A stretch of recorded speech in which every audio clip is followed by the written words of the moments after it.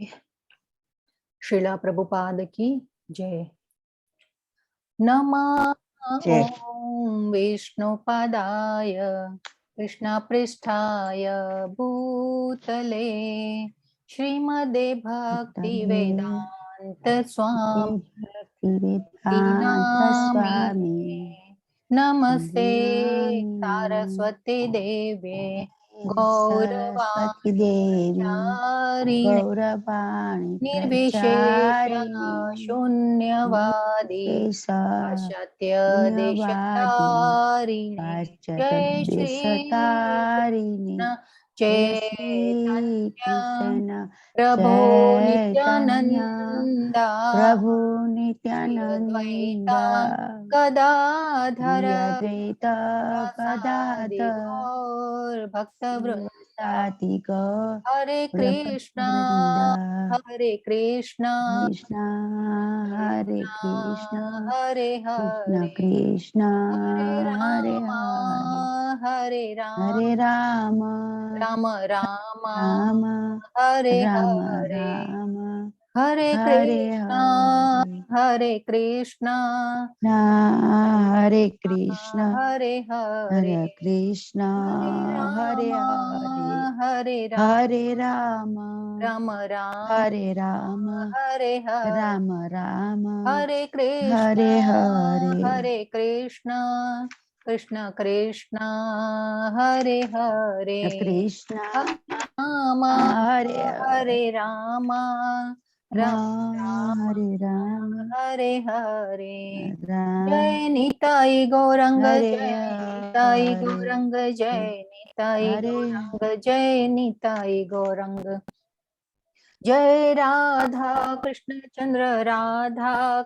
चंद्र राधे जय श्री राधे गोविंदा राधे गोविंदा राधे गोविंदा जय श्री राधे गोविंदा जय श्री राधे गोविंदा राधे गोविंदा राधे गोविंदा जय श्री राधे गोविंदा जय श्रीला प्रभुपाद प्रभुपाद प्रभुपाद जय श्रीला प्रभुपाद जय श्रीला प्रभुपाद प्रभुपाद प्रभुपाद जय श्रीला प्रभुपाद प्रभु हरे कृष्णा हरे कृष्णा हरे कृष्ण माता जी हरे कृष्णा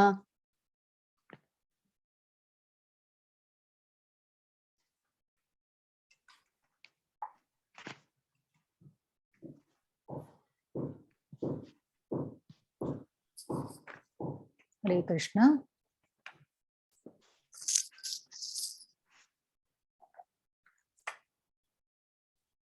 કોઈને કઈ પ્રશ્ન છે આપણે કોઈ ક્વિઝ માટેની ક્વાયરીઝ કે કઈ હોય તો કહી શકે છે કોઈ ઓકે કોણ કોણ જોઈન થયું છે પ્રાર્થના માતાજી વત્સલા માતાજી શ્રીધર સોની પ્રભુ સરોજ માતાજી સરસ્વતી માતાજી પ્રાર્થના માતાજી પ્રદીપ કુમાર પ્રભુ નીતા નાથવાની માતાજી નીતુ માતાજી મધુ માતાજી જિજ્ઞાસા માતાજી જિજ્ઞા રાવલ માતાજી हेतल सोलंकी माताजी जयश्री माताजी हरे कृष्ण माताजी हरे कृष्ण माताजी हाँ हरे कृष्ण दक्षिणा माताजी बेला माताजी भावेन पटेल प्रभु यस यस बधाने हरे कृष्ण हरे कृष्ण हरे कृष्ण हरे कृष्ण माताजी हरे कृष्ण हरे कृष्ण हरे कृष्ण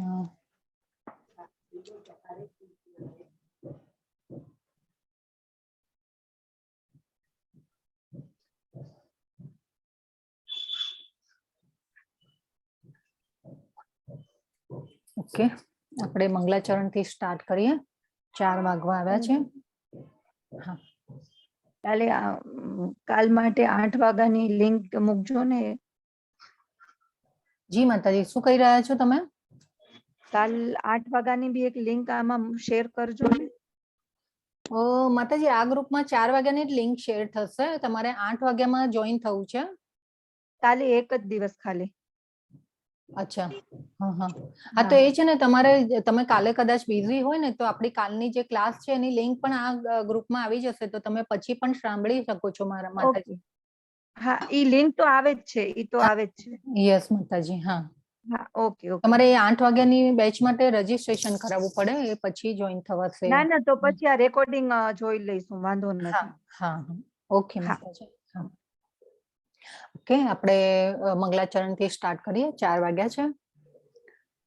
श्रीला प्रभुपाद की जय, भगवद गीता की जय, सद्गुरुदेव की जय. કી જય જય ओम अज्ञान देव की तिमिरान्धस्य ज्ञानाञ्जन शलाकया चक्षुरुन्मिलितं येन तस्मै श्री गुरवे नमः.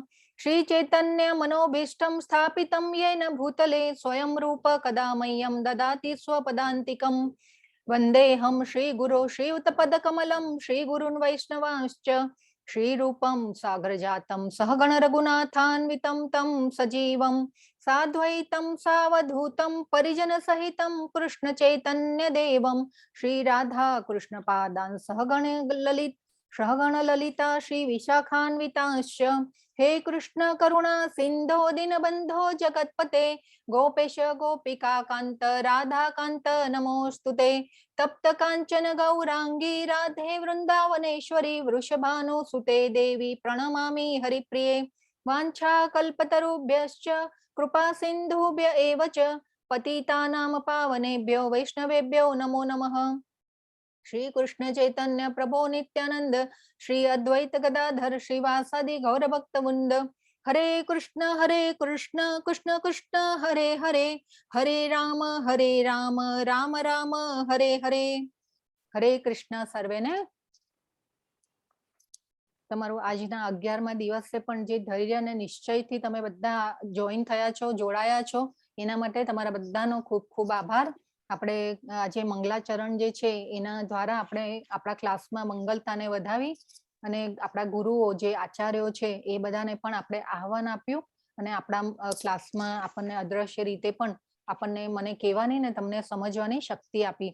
તો એ આપણે ગુરુઓનો અને આચાર્યોનો આભાર માનીએ. આપણા જે આ કોર્સના જે પ્રમુખ છે, જે શ્રી શ્રી રાધા ગોવિંદા મંદિર તરફથી જે આ કોર્સ ચલાવવામાં આવી રહ્યો છે, તો એ જે નામાનિષ્ઠા પ્રભુ છે એમનો પણ આપણે આભાર માનીએ. આપણા ગુરુ જે ધર્મેશ્વર દાસ પ્રભુ છે એમનો પણ આભાર માનીએ.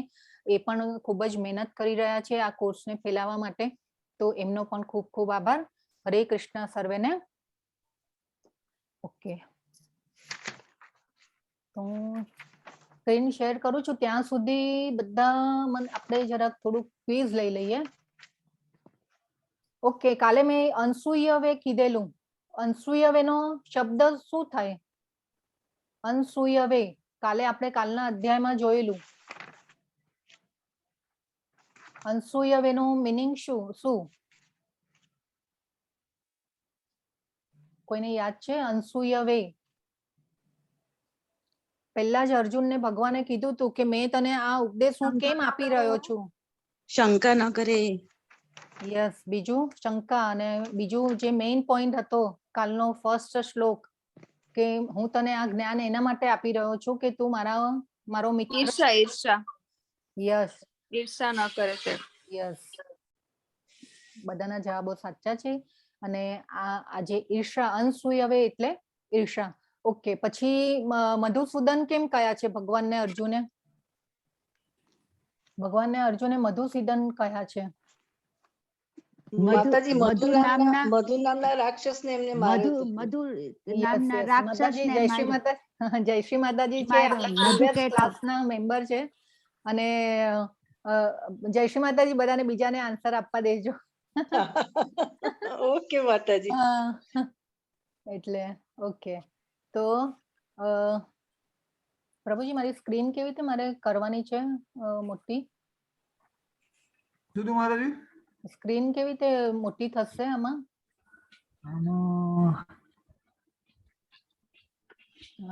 ઓકે, મળી ગયું. હા, હવે દેખાયું? હા બરાબર છે માતાજી. હા, ઓકે. કેશવ પણ કીધેલું અર્જુને ભગવાનને કે એકવાર કેશવ કહીને બોલાવ્યા છે ભગવાનને, તો એ શેના માટે ભગવાનને કેશવ કે છે? કે હરે કૃષ્ણ. કેસી રાક્ષસ ને માર્યો તો. યસ માતાજી, યસ, ખૂબ સરસ. હા. હા, તો કેશી દૈત્ય નામના રાક્ષસને ભગવાને હણ્યો હતો, એટલે જે અર્જુન માર્યો. છે, હા, એ ભગવાનને કેશવ કહે માર્યો. છે કે કેશવ રૂપી, એટલે કે રાક્ષસ રૂપી શંકાઓને મારા મારા મગજ એટલે મારામાંથી દૂર કરો, એટલે એ રીતે ભગવાનને કેશવ કીધું છે. ઓકે, પછી આપણે કાલેના અધ્યાયમાં બીજું પણ જોયું હતું કે ભગવાન અર્જુનને કેટલા નામથી બોલાવે છે, ને અર્જુન ભગવાનને કેટલા નામથી બોલાવે છે. મેં નંબર્સ પણ કીધા હતા. 32 નામ અર્જુનના, 32 નામ અર્જુનના અને 68 નામ કૃષ્ણ ભગવાન. યસ, 32 નહીં. જય શ્રી માતાજી, હવે બોલી દો તમે. હરે કૃષ્ણ. 23 નામ. યસ, 23. આ 23 નામ. હા, 23 બરાબર. નામ. યસ માતાજી, બરાબર છે. 23 અને 68 છે અર્જુનના. યસ, ભગવાને 23 નામથી અર્જુનને બોલાવ્યા છે અને અર્જુને 68 નામથી ભગવાનને બોલાવ્યા છે. ઓકે, તો આજે આપણે કાલનું જે છે, 68. હા. યસ માતાજી, તો આ જે દ્રશ્ય જોયેલું આપણે બ્રહ્માંડ, જે યશોદા માતાને ભગવાન બ્રહ્માંડ બતાવી રહ્યા છે એમના મોઢામાં, કેમ કે માટી ખાધી હતી ત્યારે જયારે યશોદા માતાજી એમને ઠપકો આપી રહ્યા છે ત્યારે એમને એમના મોઢામાં બ્રહ્માંડ બતાવ્યું હતું. એટલે આના ઉપરથી એક જે આપણે વાત થઈ હતી કે જે છે ભગવાને કહ્યું કે જે આખું જગત જે છે બધું મારામાં છે પણ હું કોઈનામાં નથી. તો આ જે ફોટો છે એનો આપણે આ ભાવ જોયેલો હતો. પહેલો શ્લોક લઈએ. અર્જુન ઉવાચ મદનુગ્રહાય પરમં ગુહ્યમધ્યાત્મ સંજ્ઞિતમ યત્વયોક્તમ વચસ્તેન મોહોયમ વિગતો મમ. અર્જુને કહ્યું, આપે જે અત્યંત ગુહ્ય આધ્યાત્મિક વિષયોનો ઉપદેશ મને આપ્યો છે તે શ્રવણ કરીને હવે મારો મોહ દૂર થઈ ગયો છે.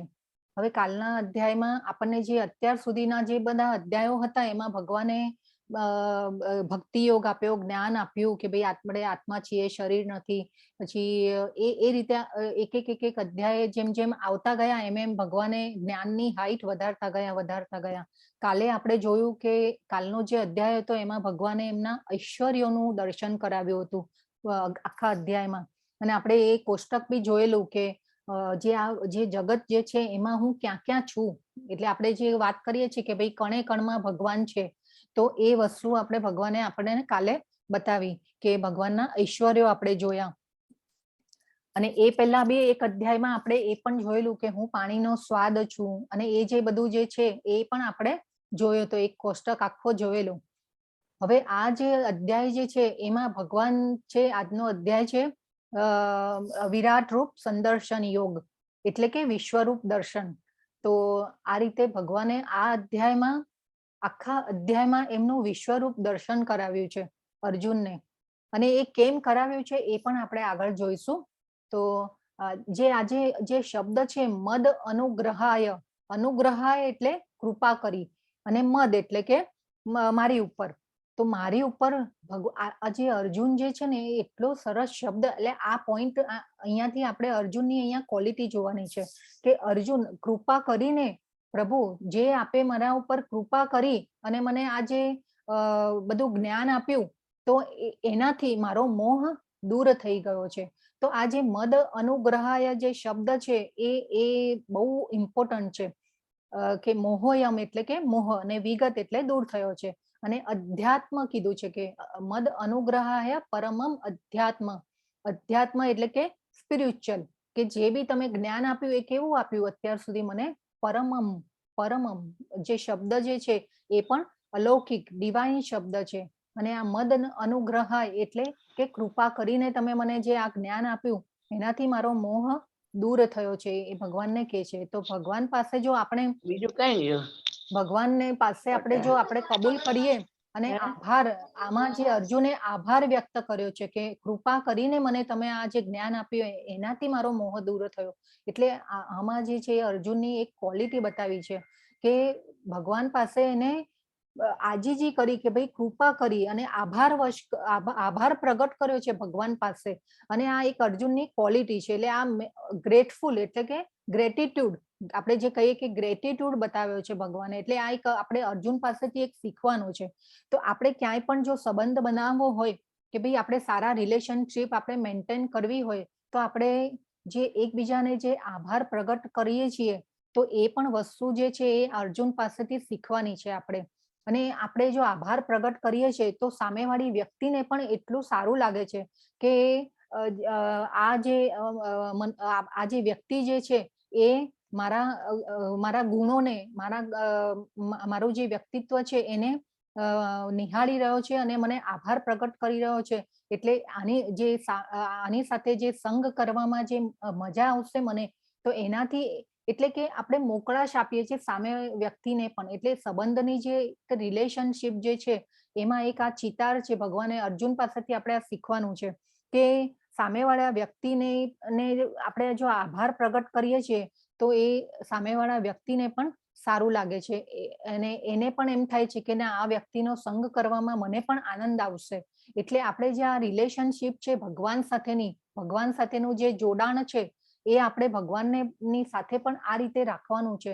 ભગવાનને જ્યારે પણ આપણે કંઈ પણ કહીએ કે ભાઈ તે મને મારી પાસે તે જે પણ મને આપ્યું એ તમે મને મારા ઉપર કૃપા કરી, તો આ જે ભગવાનને એક આપણે ઓલવેઝ ગ્રેટિટ્યુડ, આપણે સવારે ઉઠીએ, રાત્રે સૂઈ જઈએ તો ભગવાનને આપણે આભાર પ્રગટ કરવાનો છે કે હા ભગવાન, તે મને જે આજનો દિવસ જે મારો સારો ગયો એના માટે પણ ભગવાન તને થેન્ક યુ. સવારે ઉઠીએ તો પાછો ભગવાનને એમ કહેવાનું કે આ મારા માટે આ નવો દિવસ ઉગ્યો અને આ કાલનો દિવસ જે મારો સારો ગયો તો એના માટે પણ ભગવાન થેન્ક યુ. પછી આજનો દિવસ પણ મારો સારો જાય એના માટે પણ તને હું થેન્ક યુ કહું.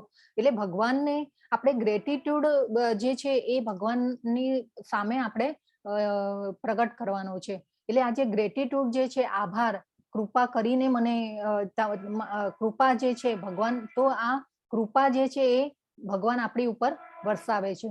તો આપણે એ જોઈએ કે જનરલી આપણે એવું થાય કે ભાઈ આપણે કંઈ આપણું ભગવાનને કહીએ કે ભાઈ આ મારું કામ કરી દો, પેલું મારું કામ કરી દો, પણ એ પછી કામ આપણું પૂરું થઈ જાય, ઈચ્છા પૂરી થઈ જાય, પણ આપણે પછી જે છે એ આપણે ભગવાનને ભૂલી જઈએ છીએ.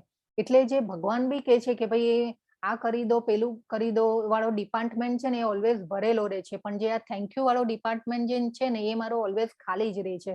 એટલે આપણે જે છે તો આ રીતે ભગવાન પાસે આપણે ગ્રેટિટ્યુડ આપણે બતાવવાનો છે આપણો કે ભાઈ ભગવાન, તે મને મારા ઉપર કૃપા કરી, તે મને જે પણ આપ્યું છે એનાથી મને સંતોષ છે. એ તો કૃપા કરી જે છે તે મારા ઉપર, હું ધન્યવાદ કરું છું ભગવાન તને. તો આ રીતે આપણે ભગવાન પાસે કરવું જોઈએ. અને એક જે છે કે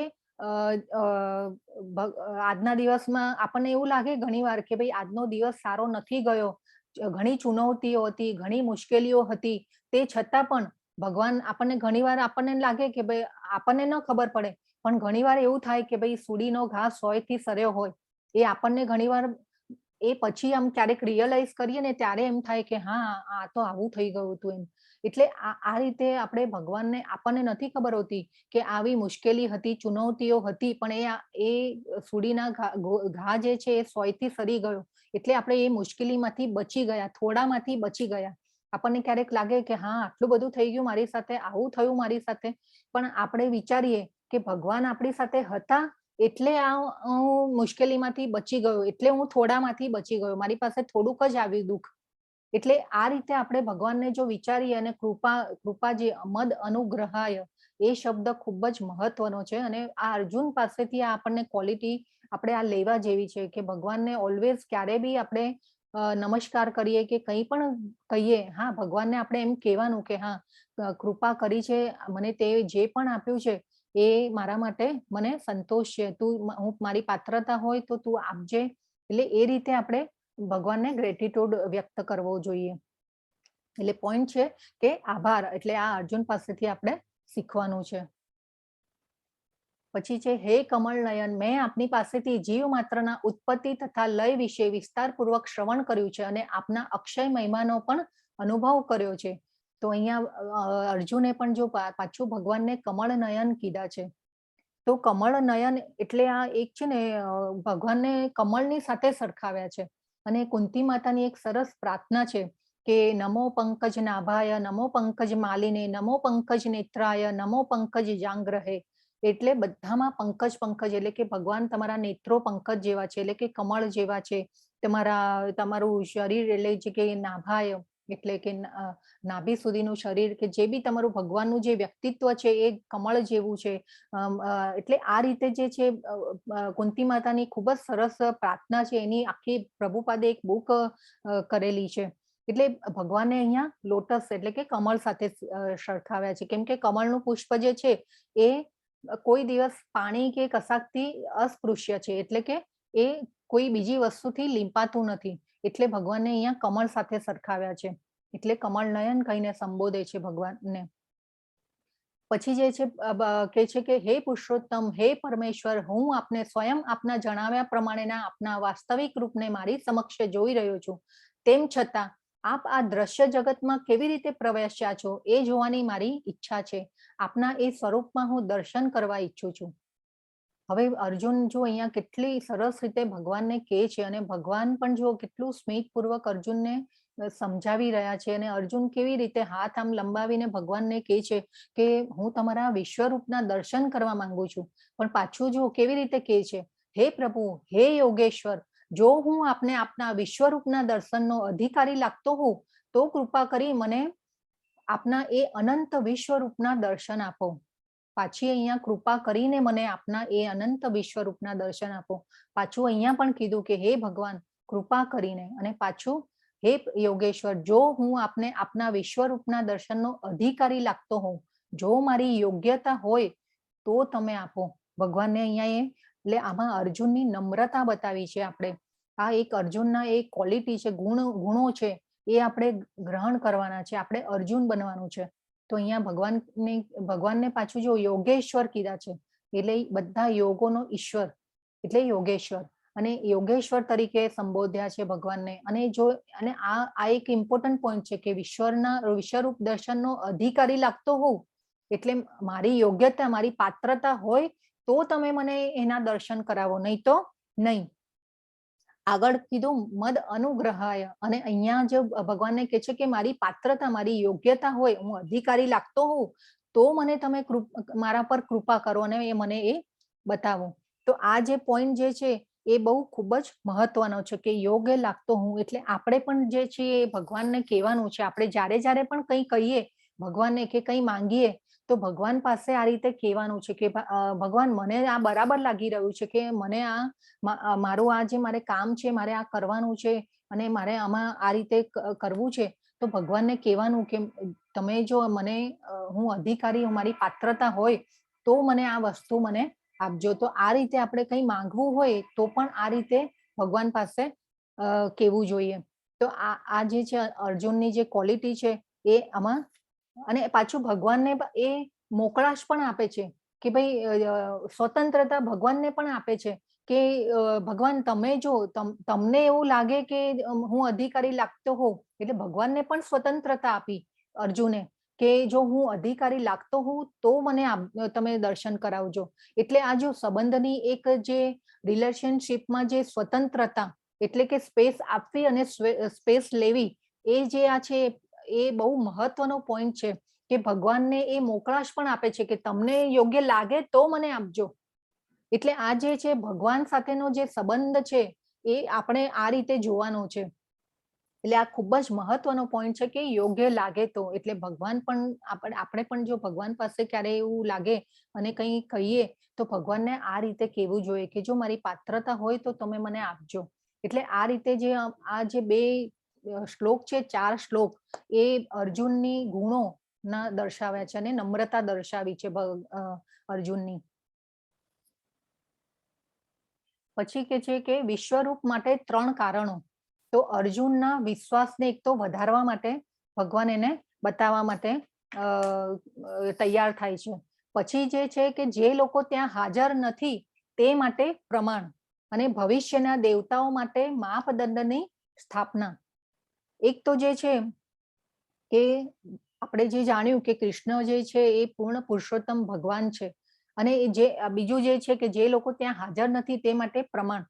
હવે આપણે તો ત્યારે તો ત્યાં હાજર નતા, પરંતુ જે દેવો જે છે કે ભાઈ જે ત્યાં જે લોકો હાજર હતા એના માટે, અને ભગવાનને ખબર હતી કે ભાઈ ભવિષ્યમાં એવા લોકો આવશે કે એવું કહેશે કે ભાઈ હું જ ભગવાન છું, હું જ ભગવાન છું. તો એ આ માપદંડ કરવા માટે ભગવાને આ વસ્તુ કરી કે વિશ્વરૂપ બતાવવા માટે દર્શન થયા, કે ભવિષ્યમાં ક્યારે પણ જો એવું કોઈ કેનાર આવે કે ભાઈ હું ભગવાન છું, તો ભાઈ કે ચલો વિશ્વરૂપ બતાવો, તમે ભગવાન છે તો વિશ્વરૂપ બતાવો.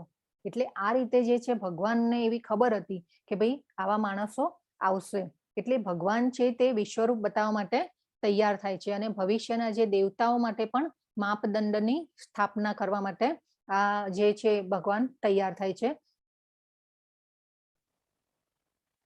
પછી છે પૂર્ણ પુરુષોત્તમ પરમેશ્વર બોલ્યા, હે અર્જુન, હે પાર્થ, હવે તું મારા ઐશ્વર્યને જો, સેંકડો હજારો પ્રકારના દૈવી તથા વિવિધ વર્ણો વાળા રૂપોને જો.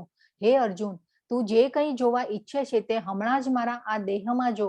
તું અત્યારે અને ભવિષ્યમાં પણ જે જોવા ઈચ્છતો હોય તે આ સર્વ વિશ્વરૂપમાં જોઈ શકીશ. અહીં એક જ સ્થાનમાં સ્થાવર અને જંગમ બધું જ સંપૂર્ણપણે અવસ્થિત છે, પરંતુ તું મને તારી આ વર્તમાન આંખે જોઈ શકીશ નહીં, તેથી હું તને દિવ્ય નેત્રો આપું છું. હવે તું મારા યોગ ઐશ્વર્યને જો. તો હવે અહીંયા જે છે ભગવાને પાર્થ કહીને સંબોધ્યા છે અર્જુનને. તો પાર્થ કહીને ક્યારે સંબોધે છે ભગવાન? હરે કૃષ્ણ. કોઈ કહેશે મને પાર્થ? હરે કૃષ્ણ. પાર્થ કહીને કેમ સંબોધે છે ભગવાન? આપણે ઘણીવાર આની ચર્ચા થઈ ગઈ છે. પાર્થ કહીને કેમ સંબોધે છે? હરે કૃષ્ણ. કોઈનો હેન્ડ રેઝ છે? કૃષ્ણ યુદ્ધમાં અર્જુનના સારથી બન્યા હતા એટલા માટે એમને પાર્થ. નહીં માતાજી, આપણે બીજી પૃથા પુત્ર હતા. યસ, પૃથા પુત્ર હતા. યસ, અને પૃથા પુત્ર. યસ, કુંતી માતાનું નામ પૃથા હતું. યસ. હા, જતીન પ્રભુ બોલો છો? હા માતાજી, હરે કૃષ્ણ. હા, યસ, હા, ઓકે. તો જે આ પૃથા પુત્ર કીધા છે એમને, અને કૌંતેય કીધા છે, એટલે પૃથાના પુત્ર હતા. એટલે ભગવાને અહીંયા પૃથાને અને કુંતી માતાને ભગવાને યુદ્ધની વચ્ચે યાદ કર્યા છે. ભગવાને કેમ યાદ કર્યા છે? કેમ કે એમના ભક્ત હતા, અનન્ય ભક્ત હતા કુંતી માતા, એટલે એમને યુદ્ધની વચ્ચે પણ જો ભગવાને એમને યાદ કર્યા છે. અને એ જો ભગવાનને યાદ શેના માટે કરે છે? અરે, કુંતી માતાને યાદ શેના માટે કરે છે ભગવાન? કે જે અહીંયા જે પાર્થ એટલે અર્જુનને પણ એ સમજાવવા માંગે છે કે તું કુંતી માતાનો પુત્ર છે, તું કેમ આવી ડિપ્રેશનમાં આવી ગયો છે? હવે જો કે એનો મોહ દૂર થઈ ગયો, પણ ત્યારથી એ ભગવાનને, એ અર્જુનને ભગવાન એ વારે વારે યાદ કરાવે છે. અને આ જે યાદ કરાવવાનું કારણ એ છે કે ભાઈ જ્ઞાનને સમજવા માટે, જો ભગવાનની આપણી ભક્તિમાં આગળ વધવા માટે આપણે ભક્તોને યાદ કરવા જોઈએ. અને ભગવાનની જે ભક્તિ છે અને ભગવાનની કૃપા છે એ આપણા ભક્તો દ્વારા આપણા સુધી પહોંચે છે. એટલે આ ભક્તિમાં આગળ વધવા માટે આ ખૂબ જ જરૂરી છે કે આપણે પણ ભક્તોને યાદ કરીએ. આપણે સાધુ સંઘનું બી આપણને કાલે મહત્વ જોયું હતું આપણે, કે ભાઈ સત્સંગ કીધો છે તો એ કોની સાથે કરવાનો? આપણે જો કાલે જે કાગડો હોય એ કચરાના ઢગલામાં એનું ઓલું બનાવતો હોય, અને જે હંસ હોય એ શાંત તળાવમાં રહેતા હોય, એટલે આપણે એ પણ ઉદાહરણ જોયું હતું. એટલે આપણે એ વિચાર કરવાનો છે કે આપણે કાગડા બનવાનું છે કે હંસ બનવાનું છે. તો આપણે કાલે એ જોયું હતું. અને જે ભૌતિક વાતો પણ ન કરવી જોઈએ, પ્રભુપાદ તો લખે છે. એટલે આપણે જે ભક્તોની સંઘમાં રહીએ છીએ, ભક્તોની સાથે આપણે અત્યારે પણ જે આપણે ચર્ચા કરી રહ્યા છે, તો એ આપણે જ્ઞાનની જે ચર્ચા કરી રહ્યા છે. તો આપણે આગળના અધ્યાયમાં પણ આપણે નૃગ રાજાની, હરે કૃષ્ણ, પ્લીઝ મ્યુટ રાખજો. આપણે આગળ પણ એક નૃગ રાજાની વાર્તા જોયેલી, કથા જોયેલી. તો એ નૃગ રાજા જે છે એ પણ ગરોળીનો અવતાર લઈ અને કુવામાં કેટલા વર્ષો સુધી રહે છે. પણ ત્યારે શું હતું કે નૃગ રાજાને એ જયારે રાજાના વેલામાં હતા ત્યારે એ કોઈ બ્રાહ્મણ એટલે કે કોઈ ભક્તે એમને વરદાન આપેલું કે તમે મારા માટે મંદિર બંધાવી આપ્યું છે, તમે મને આ ભાગવતની જે પ્રતો છપાવી આપી છે, તો તમને ભગવાનના દર્શન થશે. પણ જે આ ગાયનો જે પ્રોબ્લેમ થયો એમાં જે નૃગ રાજા છે એમને આ સજા ભોગવવી પડી. તો તો એ જે ભગવાન જે છે એ ભક્તનું પ્રોમિસ પાળવા માટે થઈને જ્યારે આ ગરોળીનો અવતાર હતો, એમનો કુવામાં હતા, ત્યારે જ્યારે ગોપ બાળકો પાણી પીવાની તરસ લાગી અને ત્યારે ભગવાને એ પ્રોમિસ પાળવા માટે, એટલે કે એ જે બ્રાહ્મણ હતા એ ભક્ત હતા અને એ ભક્તનું પ્રોમિસ પાળવા માટે થઈને ભગવાન આવ્યા અને એ જે નૃગ રાજાને પછી એમનો હાથ પસવારી અને પછી એ મનુષ્યના અવતારમાં આવે છે. તો એ રીતે ભગવાન જે છે એ ભક્તની પ્રોમિસ પાળવા માટે થઈને, એટલે ભગવાનને ભક્ત બહુ જ વાલા હોય છે. એટલા માટે આપણે પણ જો ભક્તોનો સંગ કરીએ અને ભક્તિમાં આગળ વધીએ તો ભગવાનની કૃપા આપણા ઉપર આવે છે. તો આ રીતે જે છે, હવે અહીંયા 3D ચશ્મા બતાવ્યા છે, તો એ હવે અર્જુનને ભગવાન દિવ્ય ચક્ષુ આપે છે કે ભગવાન કે છે કે તું આ મારી વર્તમાન આંખે જોઈ શકીશ નહીં, તેથી હું તને આ દિવ્ય નેત્રો આપું છું, હવે તું મારા યોગ ઐશ્વર્યને જો. એટલે ઘણીવાર આપણને એવું થાય કે ભાઈ આપણે કોઈ ઉચ્ચ હોદ્દાવાળા માણસને મળવાનું હોય, કોઈ કામ કરાવવાનું હોય, તો આપણે શું કરીએ કે ભાઈ કોઈની પહોંચ હોય એવા માણસને આપણે એમની પાસે આપણે જઈએ અને આપણે કહીએ કે ભાઈ આ અમારું કામ પતાવી આપો. તો આપણે પણ જે છે ભક્તોના સંગ દ્વારા આપણે ભગવાનની ભક્તિમાં આગળ આવવાનું છે. તો આપણે જે અત્યારે પણ કરી રહ્યા છીએ, તમે ને આપણે જે આ ગીતા જ્ઞાનની જે ચર્ચાઓ કરી રહ્યા છે, તો આપણે પણ એ રીતે ભક્તિમાં આગળ વધવાનું, જપમાળા કરીએ, ભોગ લગાવીએ, પ્રસાદ ધરાવીએ ભગવાનને, તો આ રીતે આપણે ભક્તિમાં આગળ વધવાનું છે.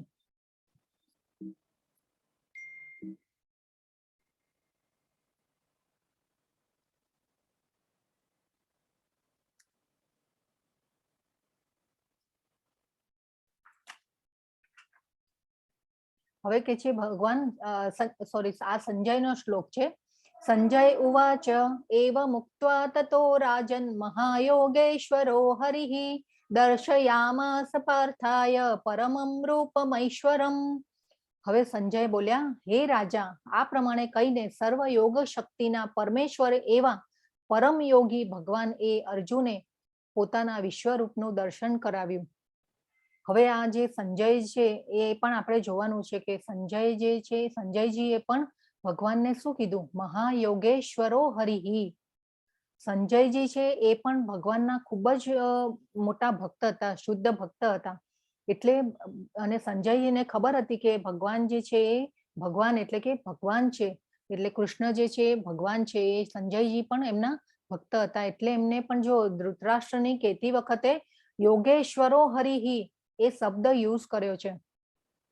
એટલે આપણે આ સંજય પણ આપણે જોવાનું છે કે ખૂબ મોટા ભક્ત હતા. અને અહીંયા આપણે બાજુમાં ફોટો જોઈ રહ્યા છે કે ભાઈ ધૃતરાષ્ટ્ર જે છે એને આ વિશ્વરૂપનું દર્શન કરાવ્યું, સાંભળ્યું, એટલે એ ભયથી થરથર કાંપી રહ્યા છે કે ભાઈ ધ્રુજી રહ્યા છે. અને આ જે છે ધૃતરાષ્ટ્રને પણ પાછા સંજયજીએ છે એ ધૃતરાષ્ટ્રને પણ રાજા કીધો છે. એટલે રાજાને શું થાય કે હા, મારા મંત્રીએ મને રાજા કીધો, હે રાજા. એટલે આ જે ધૃતરાષ્ટ્ર જે છે એ વખાણથી ફૂલાય છે. પરંતુ જે અર્જુને જે વિશ્વરૂપનું દર્શન કરાવ્યું ભગવાને, એટલે આ જે ધૃતરાષ્ટ્ર જે છે એના હાંજા ગગડી જાય છે.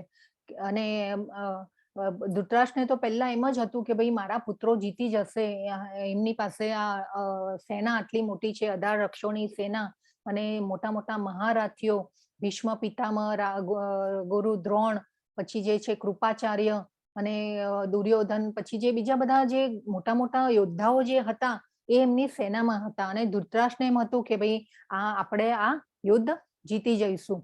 તો પણ અહીંયા જે ભગવાન સંજયજી કહે છે કે ભગવાને વિશ્વરૂપ દર્શન કરાવ્યું એટલે એમના હાંજા ગગડી જાય છે અને ધ્રુજી ઉઠે છે.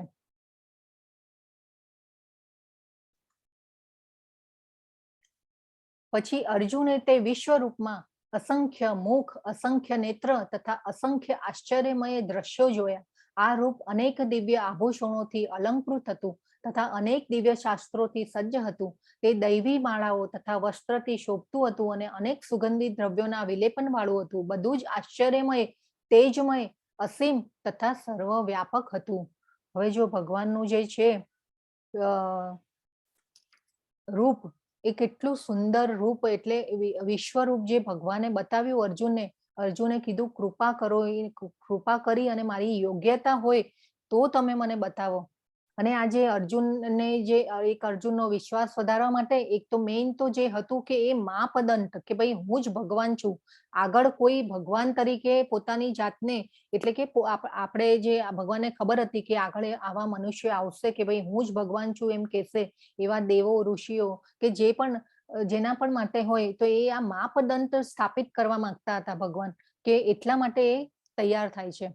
અને જે અર્જુન જે શું જોઈએ છે કે ભાઈ વિશ્વરૂપમાં અસંખ્ય મુખ, અસંખ્ય નેત્રો, એટલે આ જે છે એ ભગવાનનું સ્વરૂપ એ બતાવે છે. અને અર્જુન પણ જે છે એ એકદમ આશ્ચર્યચકિત, રોમાંચિત, અને આવી રીતે રોમાંચિત થઈ જાય છે, આશ્ચર્યચકિત અને થોડો ભયભીત પણ થઈ જાય છે.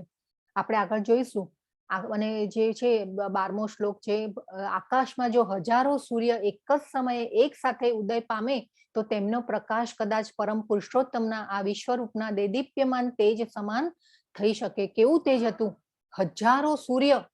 એટલે આપણે તો જો ઉનાળાની ગરમી હોય ને આપણે એક દિવસ બહાર નીકળીએ, ક્યારેક બહાર નીકળીએ તો આપણે તો આમ હલી જઈએ કે ભાઈ આટલી ગરમી, અને આપણે તો પેલા ગોગલ્સ પહેરીએ, કેપ પહેરીએ, પાછા ઘરે આવીએ ત્યારે તો આમ કેટલા અકળાઈ જઈએ એ ગરમીથી. તો અહીંયા તો શું કે છે, આકાશમાં જો હજારો સૂર્ય એક જ સમયે એક સાથે ઉદય પામે તો પણ તેમનો પ્રકાશ કદાચ પુરુષોત્તમના આ વિશ્વરૂપના દેદીપ્યમાન તેજ સમાન થઈ શકે. અહીંયા જે ભગવાનનું જે છે વ્યક્તિત્વ બતાવ્યું છે કે કેટલું સુંદર, અદ્ભુત અને અલૌકિક ડિવાઇન વ્યક્તિત્વ છે કે ભગવાન આ રીતે, એટલે આપણે જે જન્મ કર્મ ચમે દિવ્યમ આપણે શ્લોક જોયો હતો, તો આ જે ભગવાનના જે આ કર્મો જે છે દિવ્ય કેમ કીધા છે કે ભગવાન જે છે એ દિવ્ય, અલૌકિક, ડિવાઇન છે. તો આપણે એ જોવાનું છે. તો આજે સંજય એક આપણે એ છે કે સંજયને દ્રષ્ટિ આપી, વેદ વ્યાસે આપેલી સંજયને દ્રષ્ટિને, આ બાજુ જે છે ભગવાન અર્જુનને દિવ્ય દ્રષ્ટિ આપે છે. તો અને જે વેદ વ્યાસ જે છે એ ભગવાનનો સાહિત્યિક અવતાર છે, અને સંજયજીને દિવ્ય દ્રષ્ટિ આપે છે, અને સંજયજીના ગુરુ પણ છે. તો આપણે શાસ્ત્રોમાં આવી દિવ્ય દ્રષ્ટિ જે આપી ત્યારે એ વખતે એવી શક્તિ હતી, અને એ જે ભગવાન પાસે જ હતી કે એ દિવ્ય દ્રષ્ટિ આપી શકે. અને આ જે છે આવી દિવ્ય દ્રષ્ટિ પછી તો શાસ્ત્રોમાં એવા ઘણા જે બધા છે આવું વર્ણન થયેલું છે કે ભાઈ એ વખતે વિમાનો પણ એવા હતા. પછી છે કે આકાશવાણી એક થઈ હતી કંસ ને, જયારે કંસ લઈને જતો હોય છે દેવકી અને વાસુદેવને લઈને, ત્યારે આકાશવાણી જે થઈ. તો આવી બધી જે છે આવું બધું વર્ણન શાસ્ત્રોમાં બહુ જ આપેલું છે. એટલે એ જે શક્તિ જે છે એ શક્તિ ક્યારે આવે કે જ્યારે આ બધું આપણે ભૌતિક ઓલામાં આપણે ન કરી શકીએ. ભૌતિક આજે ધીરે ધીરે જયારે આધ્યાત્મિક પ્રગતિ થતી જાય, આધ્યાત્મિક વિકાસ થતો જાય, તેમ તેમ આવી ઘટનાઓ બની શકે. એટલે આ ભૌતિક રીતે તો આ શક્ય નથી. પછી છે તે વખતે અર્જુનને ભગવાનના વિશ્વરૂપમાં એક જ સ્થાનમાં રહેલા હજારો ભાગોમાં વિભક્ત બ્રહ્માંડના અનંત આવિર્ભાવોનું દર્શન થયું. હવે જે ભગવાન કે છે કે ભગવાનના વિશ્વરૂપમાં અર્જુનને એક જ સ્થાનમાં રહેલા હજારો ભાગોમાં વિભક્ત બ્રહ્માંડના અનંત આવિર્ભાવોનું દર્શન થયું. આપણે જે ગોલોકમાં જોયેલું, ગોલોક ચાટ વખતે કે જે વિષ્ણુ ભગવાન જે છે એમના રંધ્રોમાંથી કેટલા બધા બ્રહ્માંડો ઉત્પન્ન થાય છે અને નાશ પણ પામે છે. એની અવધિ બહુ લાંબી હોય છે, પણ આ રીતે આપણે જોયેલું હતું. તો ત્યારે મૂંઝાયેલા, આશ્ચર્યચકિત થયેલા તેમજ રોમાંચિત થયેલા અર્જુને પ્રણામ કરવા પોતાનું મસ્તક નમાવ્યું અને હાથ જોડી પરમેશ્વરની સ્તુતિ કરવા લાગ્યા.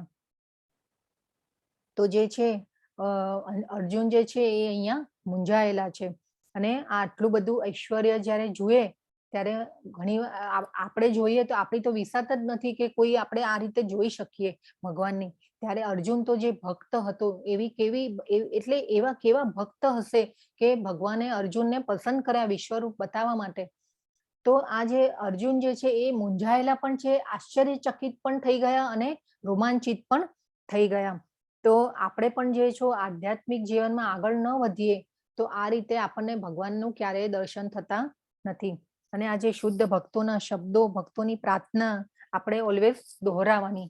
તો આ જે છે ભગવાન નું જે દર્શન જે છે, આપણે ધીરે ધીરે ભક્તિમાં આગળ ઓલા બ્રહ્મ પરમાત્મા અને ભગવાનની અનુભૂતિ કે અનુભૂતિ માટેના આપણે જે વ્યાખ્યા જોયેલી એ પણ આગળ આપણે જોઈતી. તો ઓલવેઝ આ જે છે ને ભગવદ્ ગીતામાં બધા રિપીટ થતા જ રહે છે વિષયો, જે ટોપિક જે છે, પણ આપણે એક એક ટોપિકમાંથી ભગવાન જે ભક્ત અને ભક્તિ અને ભક્તોનો સંગ એના માટે વારંવાર કયા કરે છે.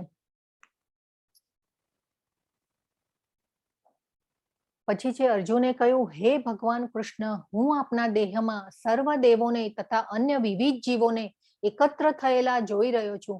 હું કમળના આસન પર બિરાજમાન બ્રહ્માજીને તેમજ શિવજીને તથા સર્વત્ર ઋષિઓ અને દિવ્ય સર્પોને જોઈ રહ્યો છું. હે જગન્નાથ. હવે જો પહેલા કૃષ્ણ કીધું અર્જુને, અને અહીંયા હવે પાછું જગન્નાથ કે છે. આટલા ઐશ્વર્ય સાથે આ જે વિશ્વરૂપ જોયું, એટલે આ જો જગન્નાથ એટલે આખા જગતનું નાથ.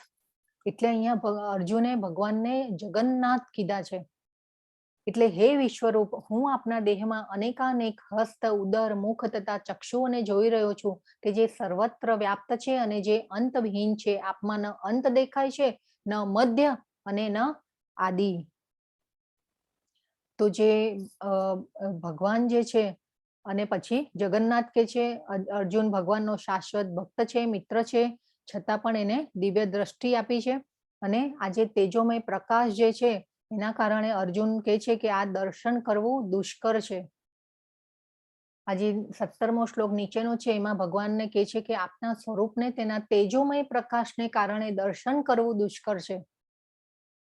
આટલી દિવ્ય દ્રષ્ટિ આપી હોવા છતાં પણ અર્જુન કહે છે કે આ જે દર્શન કરવું ખૂબ જ દુષ્કર છે, કારણ કે તેનું દેદીપ્યમાન તેજ પ્રજ્વલિત અગ્નિ અથવા સૂર્યના અગાધ પ્રકાશની જેમ સર્વય વ્યાપી છે. તેમ છતાં અનેક મુકુટો, ગદાઓ અને ચક્રથી વિભૂષિત એવા તેજસ્વી સ્વરૂપનું હું દર્શન કરું છું. એટલે અહીં જે છે ભગવાને અર્જુને જે છે ભગવાનને એમ્પાવર કરેલા છે. અર્જુન ભગવાન માટે એટલું સરસ, એટલે આજે એક સ્તુતિ કરે છે ભગવાનની કે ભાઈ ભગવાન, તમે આ વિશ્વરૂપ જે વિશ્વરૂપ જે છે દર્શાવ્યું છે, તો એમાં આ તેજોમય પ્રકાશને કારણે આ દર્શન કરવું દુષ્કર છે. આપણે વાત થઈ કે ભાઈ ઉનાળાની ગરમી હોય ને આપણે જો સૂર્ય સામે જોઈએ તો આપણે એ જોઈ પણ નથી શકતા. તો આ તો દિવ્ય દ્રષ્ટિ આપેલી છે, અને તે છતાં પણ અર્જુન કહે છે કે દર્શન કરવું દુષ્કર છે. એટલે એ રોમાંચિત પણ થાય છે, આશ્ચર્યચકિત પણ થયા છે, અને ભયભીત પણ થયા છે. તો આ રીતે અર્જુન છે એ વિશ્વરૂપને જોઈ નથી શકતા, અને આદિયજ્ઞ કીધું છે ભગવાને અધિયજ્ઞ. તો જે અધિયજ્ઞ શબ્દ છે એ પણ બહુ મહત્વનો છે. આપ જ પરમ આદ્યજ્ઞેય વસ્તુ છો, આપ જ આ સમગ્ર બ્રહ્માંડના પરમ આધાર આશ્રય છો, આપ જ અવ્યય તથા પુરાણ પુરુષ છો, આપ જ સનાતન ધર્મના પાલક પુરુષોત્તમ પરમેશ્વર છો. આ જ મારો મત છે. જો આગળ ભગવાનને અર્જુને કીધું કે ભાઈ તમારો મને આદિ મધ્ય કે અંત ત્રણેયમાંથી મને કોઈ વસ્તુ દેખાતી નથી. એટલે આપણે આ વસ્તુ એક ખૂબ જ મેઇન પોઈન્ટ છે કે એ સમજવાનું છે કે ભગવાન આપણને વારંવાર કહે છે કે હું અજન્મા છું, હું અવ્યય એટલે કે અવિનાશી છું, હું આદિ છું, હું અનાદિ એટલે કે અનાદિકાળથી હું છું. પણ જે મારી જે ઉત્પત્તિ છે એ કોઈ સમજી શકતું નથી. એ આપણે કાલના શ્લોકમાં એક જોયું હતું કે જે દેવો જે છે એ પણ મારી ઉત્પત્તિને જાણી શકતા નથી. તો આ જે અર્જુને કીધું કે આદિ, અનાદિ અને અંત મને કોઈ પણ વસ્તુ મને દેખાતી નથી, હું એમાં કોઈ જોઈ નથી રહ્યો. આમાં અહીંયા પણ કે છે આપ આદિ, મધ્ય તથા અંતથી રહિત છો, આપનું યશ અનંત છે, આપની અસંખ્ય ભુજાઓ છે, અને સૂર્ય તથા ચંદ્રમાં આપની આંખો છે. અહીંયા પાછું ભગવાનને કહે છે કે સૂર્ય તથા ચંદ્રમાં આપની આંખો છે. આપણે એ પણ જોયેલું કે ભગવાન જે છે પ્રકૃતિના અધિષ્ઠાતા છે, એને એમના દ્વારા જ બધું નિયંત્રણમાં છે, એ પણ આપણે જોઈ ગયા છે. અને વારંવાર ભગવદ્ ગીતામાં ભગવાને એ વસ્તુને કીધેલી છે. તો હું આપના મુખમાંથી પ્રજ્વલિત અગ્નિ નીકળતો થતા આપના તેજથી આ સંપૂર્ણ બ્રહ્માંડ તપતું જોઈ રહ્યો છું. આપ કેવળ એક છો, તેમ છતાં આપ આકાશ તથા સર્વલોક તેમજ વચ્ચે રહેલા સમગ્ર અવકાશમાં વ્યાપેલો જ છો. અર્જુન અહીંયા શું શું જોઈ રહ્યો છે એનું વર્ણન કરે છે. હે મહાત્મા, આપના આ વિસ્મયજનક તથા ઉગ્ર રૂપને જોઈ બધા લોક ભયભીત થઈ ગયા છે. બધા લોક ભયભીત છે.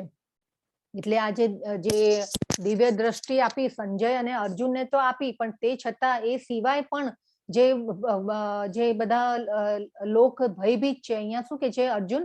બધા લોક ભયભીત છે એટલે કે એમના સિવાય જે દેવો, જે મહાન ઋષિઓ જે હતા એ લોકોએ પણ ભગવાનનું વિશ્વરૂપ જોયું છે.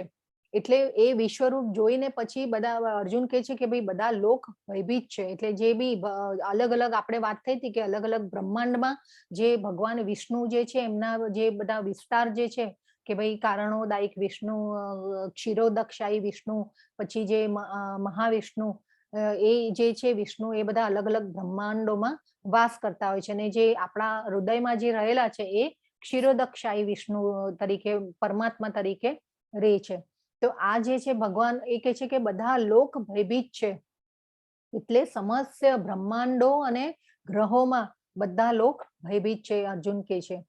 દેવોના સમસ્ત સમૂહો આપના શરણે આવી રહ્યા છે અને આપનામાં પ્રવેશી રહ્યા છે. તેઓમાંના કેટલાક ભયભીત થઈને હાથ જોડી આપની પ્રાર્થના કરી રહ્યા છે. મહર્ષિઓ તથા સિદ્ધોના વૃંદો કલ્યાણ થાવ એમ કહી વૈદિક મંત્રોના ગાન વડે આપની સ્તુતિ કરી રહ્યા છે.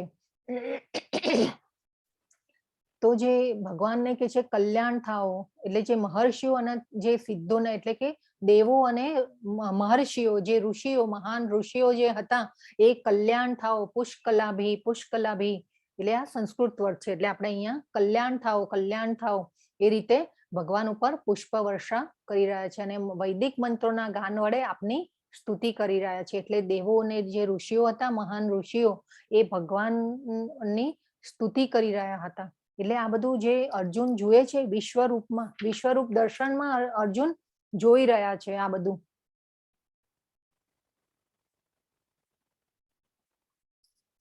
ધૃતરાષ્ટ્રના બધા પુત્રો પોતાના સર્વ સહાયક રાજાઓ સહિત તથા ભીષ્મ, દ્રોણ, કર્ણ તેમજ અમારા મુખ્ય યોદ્ધાઓ પણ આપના વિકરાળ મુખોથી પ્રવેશ કરી રહ્યા છે. તેમાંના કેટલાકના મસ્તકો તો હું આપના દાંતોની વચ્ચે ચૂર્ણ થયેલા જોઈ રહ્યો છું. હવે અહીંયા ભગવાને કહી દીધું જો કે ધૃતરાષ્ટ્રના બધા પુત્રો, અર્જુન શું જોઈ રહ્યો છે કે ધૃતરાષ્ટ્રના બધા પુત્રો પોતાના સર્વ સહાયક રાજાઓ સહિત તથા ભીષ્મ, દ્રોણ, કર્ણ તેમજ અમારા મુખ્ય યોદ્ધાઓ પણ આપના વિકરાળ મુખોથી પ્રવેશ કરી રહ્યા છે. એટલે ભગવાને અહીંયા કીધું કે ભાઈ આ તો બધી ગેમ તો નક્કી જ હતી કે ભાઈ આ બધી જે ગેમ હતી એ નક્કી જ હતી, પણ તને વિશ્વાસ નતો કે ભાઈ એટલે તું જે આ ડિપ્રેશનમાં આવી ગયો ને તું યુદ્ધ કરવા માટે તૈયાર નહોતો, પણ આ બધું તો નક્કી જ હતું. એટલે ભગવાન જે છે એ ધૃતરાષ્ટ્રના બધા પુત્રો, એટલે અર્જુનને ભગવાને બતાવી દીધું કે ભાઈ જેને મારવા માટે તું ના કહી રહ્યો હતો, પરંતુ તે બધા જ મારા દાંત વડે કચરાઈ રહ્યા છે. એટલે ભગવાને બતાવી દીધું કે ઓલરેડી આ બધાનું મૃત્યુ નિશ્ચિત થઈ ચૂક્યું છે. એટલે આ જે છે શ્લોક એમાં ભગવાન જે છે એ અર્જુનને કહી રહ્યા છે કે તું યુદ્ધ માટે ઉભો થા અને નિશ્ચય કરીને હવે મારા માટે તું કર્મ કરી રહ્યો છે એ રીતે તારે યુદ્ધ લડવાનું છે.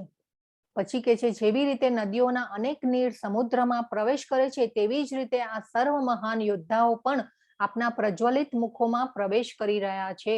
અને પાછું આ અર્જુન શું જોઈ રહ્યા છે કે એવું નહીં કે ખાલી દુર્યોધનની સાઈડના જ બધા જે રાજાઓ કે જે ભીષ્મ, દ્રોણ એ બધા મૃત્યુના મુખમાં આવી રહ્યા છે. અર્જુનની સેનામાંથી પણ જે અમુક યોદ્ધાઓ જે છે એ પણ બધા આપના વિકરાળ મુખથી પ્રવેશ કરી રહ્યા છે. એ પણ એને અર્જુન જોઈ રહ્યો છે. તેમજ અમારા મુખ્ય યોદ્ધાઓ, એટલે અર્જુન શું જોઈ રહ્યો છે કે અર્જુનની સેનામાંથી પણ યોદ્ધાઓ જે છે એ પણ આપના વિકરાળ મુખોથી પ્રવેશ કરી રહ્યો છે. એટલે આ જે છે જેવી રીતે નદીઓના અનેક નીર સમુદ્રમાં પ્રવેશ કરે છે તેવી જ રીતે આ સર્વ મહાન યોદ્ધાઓ પણ આપના પ્રજ્વલિત મુખોમાં પ્રવેશ કરી રહ્યા છે. એટલે આ કહી દીધું કે ભાઈ આ મહાન યોદ્ધાઓ જેવી રીતે સમુદ્રમાં નદી સમાઈ જાય એવી રીતે તમારા દાંત વડે કચરાઈ અને અમુક તો જે છે એ કે ઓલરેડી મૃત્યુ પામી ગયા છે. એટલે એ ભગવાનને કહે છે કે પ્રજ્વલિત મુખોમાં પ્રવેશ કરી રહ્યા છે. એટલે ભગવાનને અર્જુનને કહી દીધું ભગવાને કે હવે તું તારે યુદ્ધ તો કરવું જ પડશે. એટલે આના ઉપરથી આપણે એક વસ્તુ સમજવાની છે કે ભાઈ આપણે પણ જે સંસાર રૂપી યુદ્ધ છે એ તો લડવાનું જ છે. પછી જે છે પૂર્ણ પુરુષોત્તમ પરમેશ્વર બોલ્યા, હું સર્વ વિશ્વનો મહાવિનાશ કરનારો કાળ છું.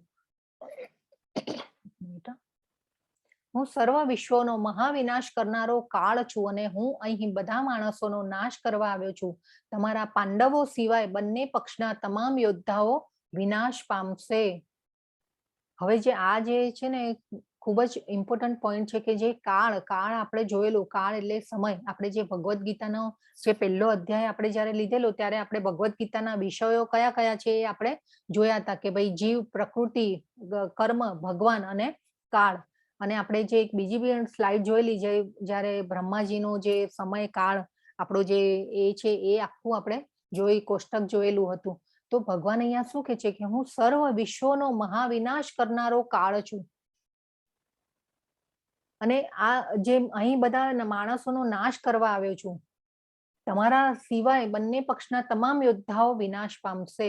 એટલે આ જે કાળ જે છે એ ખૂબ જ મહત્વનો છે. એટલે ભગવાન જે છે જન્મ મૃત્યુ આપણે જે વિચારીએ છીએ કે ભાઈ બધું ભગવાનના હાથમાં છે. એટલે કે સમય, કાળ એટલે સમય.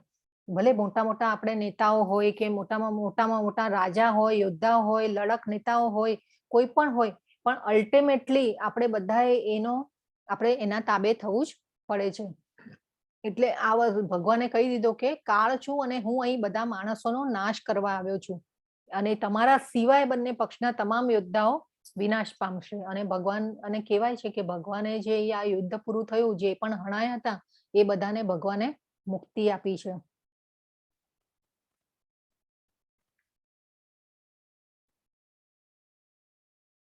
પછી કે છે હે મહાબાહુ, આપના અનેક મુખ, નેત્ર, બાહો, જાંગો, ચરણ, ઉદર તથા ભયાનક દાંતો વાળા વિરાટ રૂપને જોઈને દેવતાગણ સહિત બધા લોકો અત્યંત વ્યથિત થયા છે અને તે જ પ્રમાણે હું પણ વ્યથિત થયો છું. હે સર્વવ્યાપી વિષ્ણુ, નાના જ્યોતિર્મય રંગોથી યુક્ત આપને આકાશનો સ્પર્શ કરતા મુખ ફેલાઈ થતા મોટી મોટી ચમકતી આંખો કાઢેલ જોતા ભયથી મારું મન વિચલિત છે. ન તો હું ધૈર્ય ધારણ કરી શકું છું, ન તો માનસિક સંતુલન જાળવી શકું છું. જે આ ભગવાને કહી દીધું કે ભાઈ અર્જુને કીધું કે હું આ બધું જોઈ અને મારું ધૈર્ય ધારણ, હું મારું માનસિક સંતુલન જે છે એ હું નથી જાળવી શકતો. મારું મન જે છે એ ખૂબ જ વિચલિત થયું છે.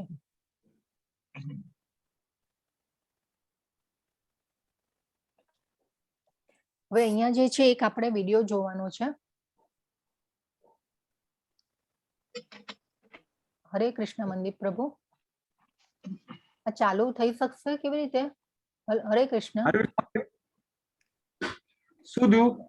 આ જે વિડીયો છે કેવી રીતે ચાલુ આમાં થઈ નથી શકતો? આ પીડીએફ ખોલ્યું ને માતા, પીડીએફ માંથી વિડિયો નહીં ચાલે. અચ્છા નહીં ચાલે. ઓકે. હા, પીડીએફ માંથી વિડિયો નહીં ચાલે. અચ્છા ઓકે.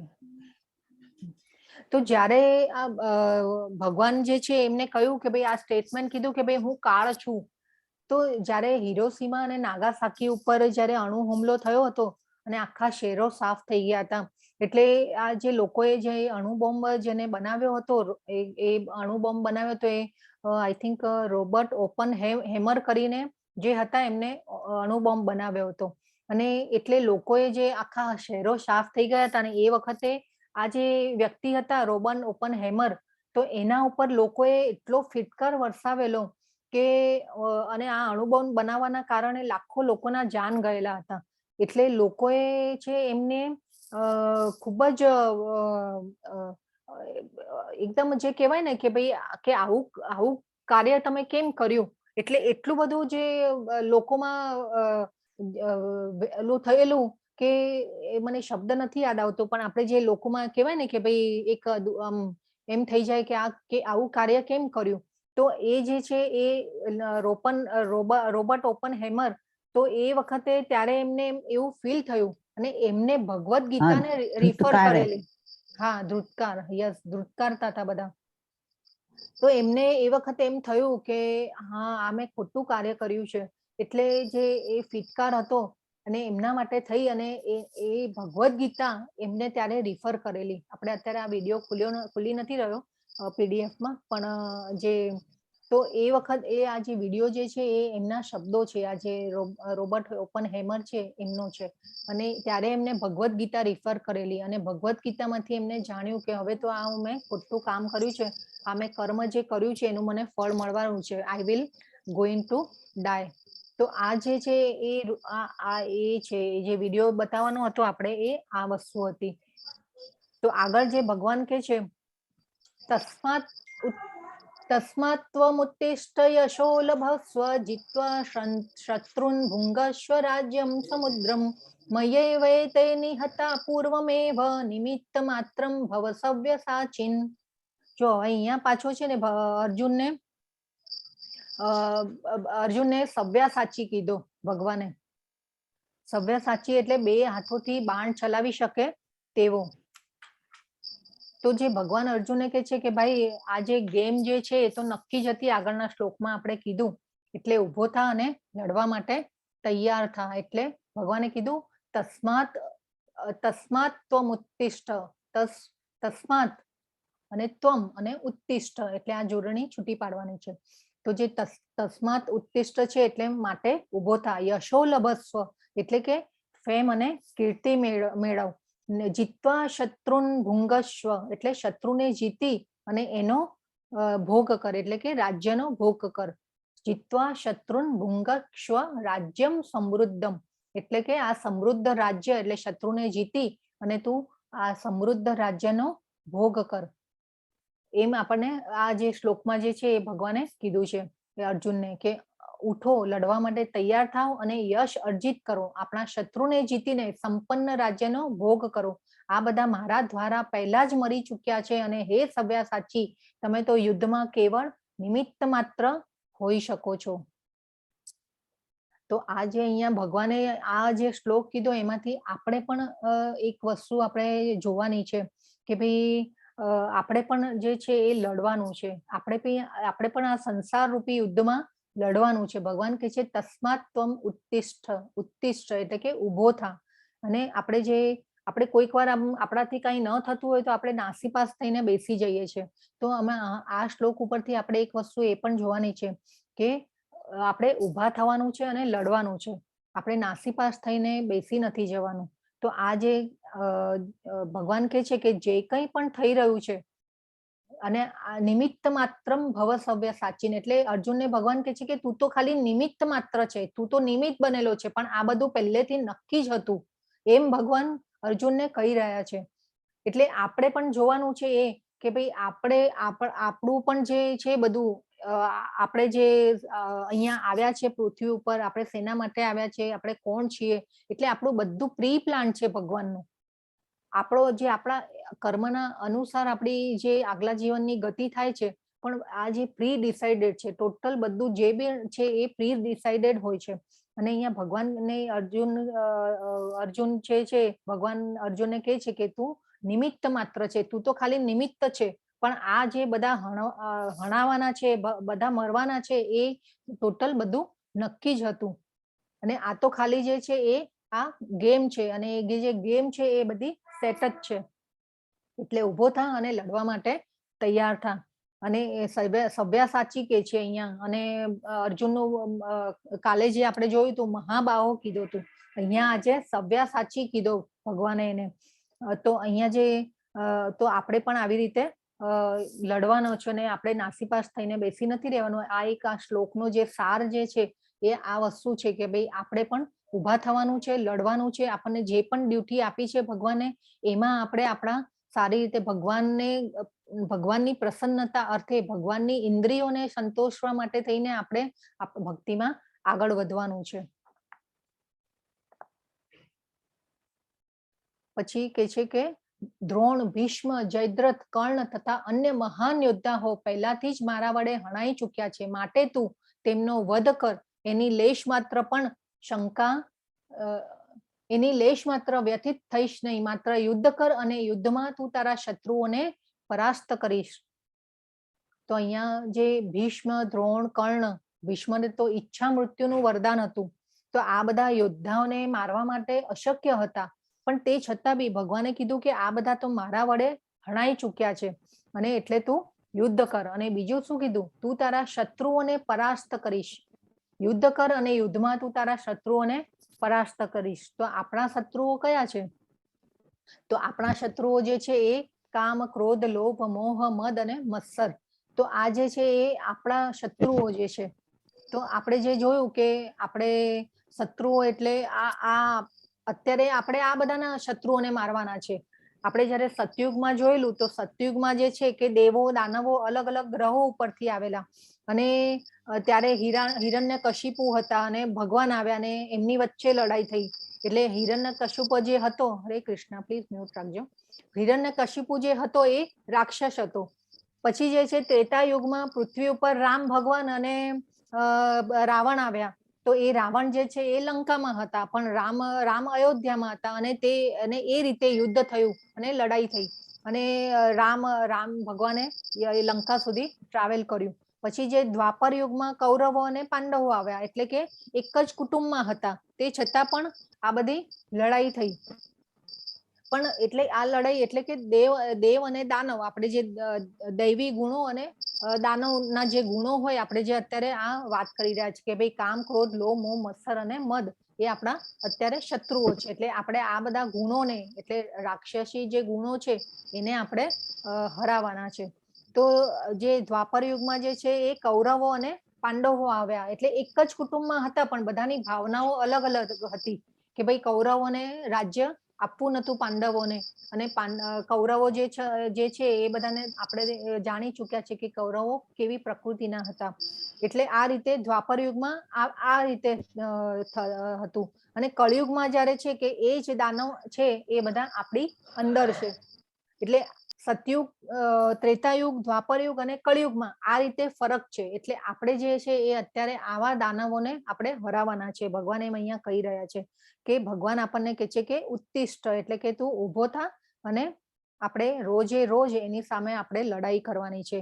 એટલે આપણે એવું નહીં કે ભાઈ ઓલા બે મોટા મોટા સિંગડા વાળા રાક્ષસ હોય ને કાળો માણસ હોય અને જે એને જ રાક્ષસ કહેવાય, ને મોટા મોટા દાંત હોય અને એને જ રાક્ષસ કહેવાય, એવું નથી. આપણે જે સતયુગમાં આ રીતે બધી લડાઈઓ થતી હતી અને આ રીતે બધું હતું. સતયુગ આપણે જોયું કે ભાઈ ત્રેતાયુગ, દ્વાપર યુગ, કળિયુગ. એટલે આ કળિયુગમાં જે છે આ બધા જે ગુણો જે છે કામ, ક્રોધ, લોભ, મોહ, મત્સર અને મદ, તો એ બધા એ રાક્ષસો જ છે આપણા માટે. તો એટલે આ જે છે એ બધાને આપણે હરાવવાના છે. પછી કીધું હવે આ સંજય ધૃતરાષ્ટ્રને કહે છે કે હે રાજા, પૂર્ણ પુરુષોત્તમ પરમેશ્વરના મુખેથી આ વચનો સાંભળ્યા પછી ધ્રુજી રહેલા અર્જુને તેમને હાથ જોડી વારંવાર નમસ્કાર કર્યા અને ડરતા ડરતા ભગવાન કૃષ્ણને ગદગદ કંઠે આ પ્રમાણે કહ્યું. હવે જો અર્જુન, સંજય એ છે એ ધૃતરાષ્ટ્રને અહેવાલ આપી રહ્યા છે. જ્યારે ધૃતરાષ્ટ્ર અને સંજય એ ક્યાં હોય છે, ક્યાં બેઠા હોય છે ધૃતરાષ્ટ્ર અને સંજય? કોઈને ખ્યાલ છે ક્યાં હતા? સંજયજી છે ધૃતરાષ્ટ્રને ક્યાં બેસીને અહેવાલ આપી રહ્યા હતા? પોતાના મહેલમાં. હરે કૃષ્ણ. યસ, હરે કૃષ્ણ. હા, મહેલમાં અંદર. યસ, મહેલમાં. તો જે અત્યારનું જે મહેલમાં અંદર બેસીને. યસ માતાજી, યસ. તો આપણે જે હસ્તિનાપુર જે છે ઇન્દ્રપ્રસ્થ કહેવાતું એ વખતે, અને એ જે ઇન્દ્રપ્રસ્થ છે, જે હસ્તિનાપુર જે છે એ અત્યારનું જે આપણું દિલ્હી જે છે એ ત્યારે એ છે કે દિલ્હી જે છે અત્યારનું આપણું એ હસ્તિનાપુર હતું એ વખતે, ઇન્દ્રપ્રસ્થ. એટલે એ ત્યાં બેસીને સંજય જે છે એ દિવ્ય દ્રષ્ટિ દ્વારા કુરુક્ષેત્રનું જોઈ અને પછી ધૃતરાષ્ટ્રને અહેવાલ આપે છે. હવે અહીંયા જે છે અર્જુન જે છે હાથ જોડી વારંવાર નમસ્કાર કર્યા. હવે આ એક નમસ્કાર જે છે ને એ પણ ખૂબ જ ઇમ્પોર્ટન્ટ છે કે આપણે નમસ્કાર કોઈને કરીએ, આપણને તો આપણે કોઈને નમસ્કાર કરીએ ને તો અત્યારે કોઈ એવું બધાનું એવું છે કે ભાઈ આ તો જૂનવાણી છે, એમ પગે લાગીએ કે નમસ્કાર કરીએ કે આ ભાઈ જૂનવાણી છે. પણ એવું નથી. નમસ્કાર જે છે એ પણ ખૂબ જ ઇમ્પોર્ટન્ટ છે. આપણે નમસ્કાર ક્યારે કરીએ કે આપણે સામેવાળા વ્યક્તિને નમસ્કાર નથી કરવાના. આપણે જે છીએ એની ભક્તિને, એના જ્ઞાનને, આપણે એના એક્સપિરિયન્સને, આપણા વડીલો હોય કે જે પણ હોય એ એક્સપિરિયન્સ હોય છે. આપણને કેવી સાચી સલાહો ઘણીવાર આપતા હોય છે કે ભાઈ આ નહીં કરવાનું, પેલું નહીં કરવાનું. તો એ રીતે જે નમસ્કાર જે છે એ ખૂબ જ ઇમ્પોર્ટન્ટ છે. તો એ આપણે એ વ્યક્તિને નમસ્કાર નથી કરતા, પણ આપણે એની જ્ઞાનને, એની ભક્તિને અને એના જે એક્સપિરિયન્સ જે છે કે ભાઈ એ એક્સપિરિયન્સ થ્રુ એ લોકો આપણને સલાહ અને સાચી સલાહો આપતા હોય છે કે ભાઈ અમારા વખતમાં આ રીતે થયું હતું, તો હવે તમારે આમ ન કરવું જોઈએ. એટલે આ જે નમસ્કાર જે છે એ ખૂબ જ ઇમ્પોર્ટન્ટ છે. એટલે અર્જુને પણ અહીં ભગવાનને વારંવાર નમસ્કાર કર્યા છે. અને અર્જુન હવે એને ખબર પડી ગઈ છે કે આ ભગવાન છે, કૃષ્ણ ભગવાન છે. એટલે અને એનો મોહ દૂર થઈ ગયો. આટલું બધું ભગવાને આટલા અધ્યાયો જ્ઞાન આપવામાં કર્યા, અને એ પછી જ્યારે અર્જુન સાંભળવા માટે રેડી થયો એ ત્યારે ભગવાન એને સંભળાવવાનું નક્કી કરે છે કે જ્ઞાન આપવાનું શરૂઆત કરે છે. તો આ જે નમસ્કાર છે એ ખૂબ જ ઇમ્પોર્ટન્ટ છે. અર્જુને કહ્યું, હે ઋષિકેશ, આપના નામના શ્રવણથી જગત હર્ષ પામે છે અને એ રીતે બધા લોકો આપના પ્રતિ અનુરુક્ત થાય છે. જો કે સિદ્ધ પુરુષ આપને સાદર નમસ્કાર કરી રહ્યા છે, પરંતુ અસુરગણ ભયભીત છે અને તેઓ ચારે તરફ ભાગી રહ્યા છે. એ યોગ્ય જ થયું છે. હવે જો અહીંયા કીધું કે અસુરગણ ભયભીત છે અને સિદ્ધ પુરુષો આપને સાદર નમસ્કાર કરી રહ્યા છે. હવે અહીંયા ભગવાને ઋષિકેશ કીધા છે. તો ઋષિકેશ શેના માટે કીધા છે? હરે કૃષ્ણ. ઋષિકેશનો અર્થ શું થાય? ઇન્દ્રિયોના સ્વામી. યસ માતાજી. હા, કોણ બોલો છો? નીતુ. યસ, ખૂબ સરસ. તો જે ઋષિકેશ છે એ ઇન્દ્રિયોના સ્વામી, એટલે ભગવાન છે એ ઇન્દ્રિયોના સ્વામી છે. ઇન્દ્રિયો ઉપર ટોટલી કંટ્રોલ ભગવાનનો છે બધા, અને 6 ઐશ્વર્ય ભગવાનની અંદર છે. તો અહીંયા ભગવાન અર્જુને ઋષિકેશ કીધા છે. અને હે મહાત્મા, આપ બ્રહ્માથી પણ શ્રેષ્ઠ છો, આપ આદિ સ્રષ્ટા છો, તો પછી તેઓ આપને સાદર પ્રણામ કેમ ન કરે? હે અનંત, હે દેવેશ, હે જગન નિવાસ, આપ પરમ સ્તોત્ર અક્ષર કારણોના કારણ તથા આ ભૌતિક જગતથી પરે છો. આ અર્જુન છે ને ભગવાનની સ્તુતિ કરી રહ્યો છે. ભગવાનના જે અર્જુનને પણ એમ થઈ ગયું કે ના, આ ભગવાન જે છે આટલું રૂપ જોઈ અને આશ્ચર્યચકિત, રોમાંચિત થયા, ભયભીત થયા. અને આ વિશ્વરૂપનું જે દર્શન થાય ને તો જ, અને આવા દર્શન થાય એટલે એને સ્તુતિ કરવાની ઈચ્છા થઈ ગઈ. એટલે ભગવાનની સ્તુતિ કરે છે અને ભગવાનને કહે છે, હે મહાત્મા, આપ બ્રહ્માથી પણ શ્રેષ્ઠ છો, આપ આદિ સ્રષ્ટા છો, અને આપને સાદર પ્રણામ બધા કેમ નથી કરતા? અને હે જગન નિવાસ, આપ પરમ સ્તોત્ર અક્ષર કારણોના કારણ તથા ભૌતિક જગતથી પરે છો. પછી કે છે, આપ આદિદેવ સનાતન પુરુષ તથા આ દ્રશ્ય જગતના પરમ આશ્રય છો. આપ બધું જ જાણવા વાળા છો અને આપ જ તે બધું જ છો. આ ભૌતિક ગુણોથી પરમ આશ્રય છો. હે અનંત રૂપ, આ સંપૂર્ણ દ્રશ્ય જગત આપના દ્વારા વ્યાપ્ત છે. તો જે છે ભગવાનને અર્જુન જે છે આ સ્તુતિ કરે છે સરસ રીતે, અને નમસ્કાર કરીને કરે છે. તો આ જે નમસ્કાર જે છે એ ખૂબ જ ઇમ્પોર્ટન્ટ છે કે ભગવાનને વારંવાર નમસ્કાર કરે છે, અને ડરતા એ ડરી ગયો છે તે છતાં પણ આટલું સરસ વિશ્વરૂપ દર્શન કર્યું છે ભગવાનની અંદર. તો એના માટે થઈ અને અર્જુન એમને વારંવાર નમસ્કાર કરે છે. અને ભગવાન જે છે, અર્જુન જે છે ભગવાનને સ્વીકાર કરે છે કે હા, યસ, તમે ભગવાન છો. આ વિશ્વરૂપ દર્શન કર્યું એટલે એનું પ્રમાણ થઈ ગયું. પછી કે છે, અર્જુન ગીતામાં ભગવાનને વિવિધ નામોથી બોલાવ્યા છે: જનાર્દન, મધુસૂદન, માધવ. ઓકે, તો માધવ ક્યારે કીધેલું? કોઈને યાદ છે? માધવ કેમ કયા હતા ભગવાનને, અર્જુને ભગવાનને? હરે કૃષ્ણ. માધવ એટલે લક્ષ્મીના પતિ, જે સહચરી છે જે ભગવાનના. એટલે માધવ એટલે કે લક્ષ્મીજીના પતિ, એટલે એ રીતે માધવ કયા છે ભગવાનને. અને અહીંયા જે છે અર્જુન જે છે એ કન્ફેસ કરે છે ભગવાન સામે કે આપને મારા મિત્ર, ક્યારેક એવું હોય કે આપણે જે મિત્રો જે ભેગા થયા હોય તો આપણે કેવી રીતે ભગવાન એકબીજાને આમ ઓલા એ રીતે બોલાવીએ કે ભાઈ અલા તું આમ કરી નાખજે ને પેલું કરી નાખજે ને, આપણે આમ કેવી રીતે મિત્રોની સાથે આમ કેવા આપણે હળવા ફૂલ રહેતા હોય કે શું કહ્યું ને શું વિચાર્યું ને આપણે કઈ રીતે કહ્યું, એ આપણે મિત્રોની સાથે આપણે એવી રીતે ન કરતા હોઈએ, એટલે આપણે એવું ન વિચારતા હોઈએ. તો ભગવાન અર્જુન કે છે કે આપને મારા મિત્ર તરીકે માનીને મેં આપને હે કૃષ્ણ, હે યાદવ, હે સખા જેવા અવિચારી સંબોધનથી બોલાવ્યા છે, કારણ કે હું આપના મહિમાથી અજાણ હતો. હવે આટલું સરસ વિશ્વરૂપ દર્શન કરીને અર્જુન જે છે એ એકદમ જે આશ્ચર્યચકિત થયો અને એને ખબર પડી કે આ તો ભગવાન છે.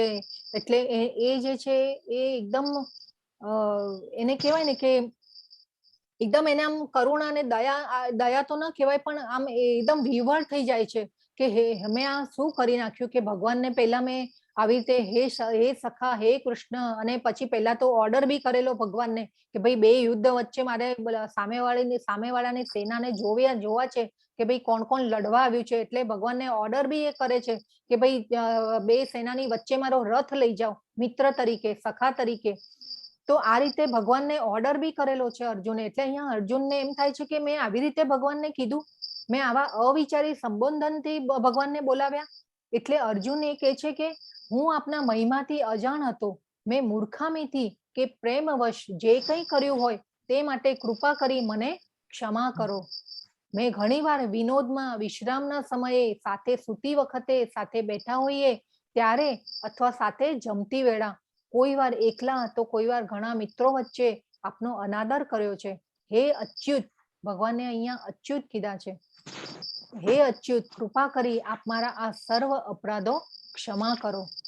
તો જે અર્જુન જે છે એકદમ વિહવળ થઈ જાય છે આ વિશ્વરૂપનું દર્શન કરીને, અને આ વિશ્વરૂપનું દર્શન કરીને વિહવળ થાય છે. એટલે આ રીતે ભગવાનને કહે છે કે મેં આવી રીતે તમને સંબોધન કર્યું અને હું ખૂબ જ એટલે જે અપરાધ ભાવ આવી જાય છે એનામાં કે મને ક્ષમા કરો, અને મેં ઘણી વાર તમને આવી રીતે અવિચારી શબ્દો કીધા છે તો મને તમે ક્ષમા કરો. તો આ રીતે જે અર્જુન છે એ આવા ભાવ રૂપે ભગવાનને પ્રાર્થના કરે છે.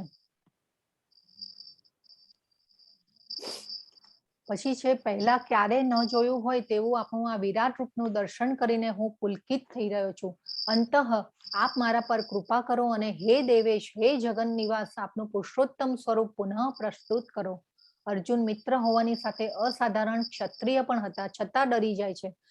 તો આપણી સ્થિતિની તો કલ્પના કરો, આપણી તો શું વિસાત. હવે જે અહીંયા છે કે ભાઈ અર્જુન જે છે કે પહેલા ક્યારે ન જોયું હતું તેવું આપણું આ વિરાટ રૂપનું હું દર્શન કરીને પુલકિત થઈ રહ્યો છું. હવે છે ભગવાન મારાથી સહન નથી થઈ રહ્યું, હું જોઈ નથી શકતું. આ જે દર્શન છે એ દુષ્કર થઈ રહ્યું છે મારા માટે. હું આ દર્શન કરવું આ અઘરું છે મારા માટે. તો હવે તમે પુનઃ પાછું પુરુષોત્તમ સ્વરૂપ પ્રાપ્ત કરો. હવે અર્જુન ક્ષત્રિય હતો તે છતાં પણ ડરી જાય છે આ વિશ્વરૂપ જોઈને. તો પછી તો આપણને એમ થાય કે આપણી તો કલ્પના જ શું કરવાની કે કેવી સ્થિતિ હોય. આપણે તો જો કે એ લેવલ ઉપર તો આપણે હજી પહોંચી જ ન શકીએ, પણ આ જે ભગવાનની એક જે છે કે ભાઈ અર્જુન જે છે એને ભગવાને સિલેક્ટ કર્યા છે ભગવદ ગીતા સંભળાવવા માટે અને વિશ્વરૂપ બતાવવા માટે.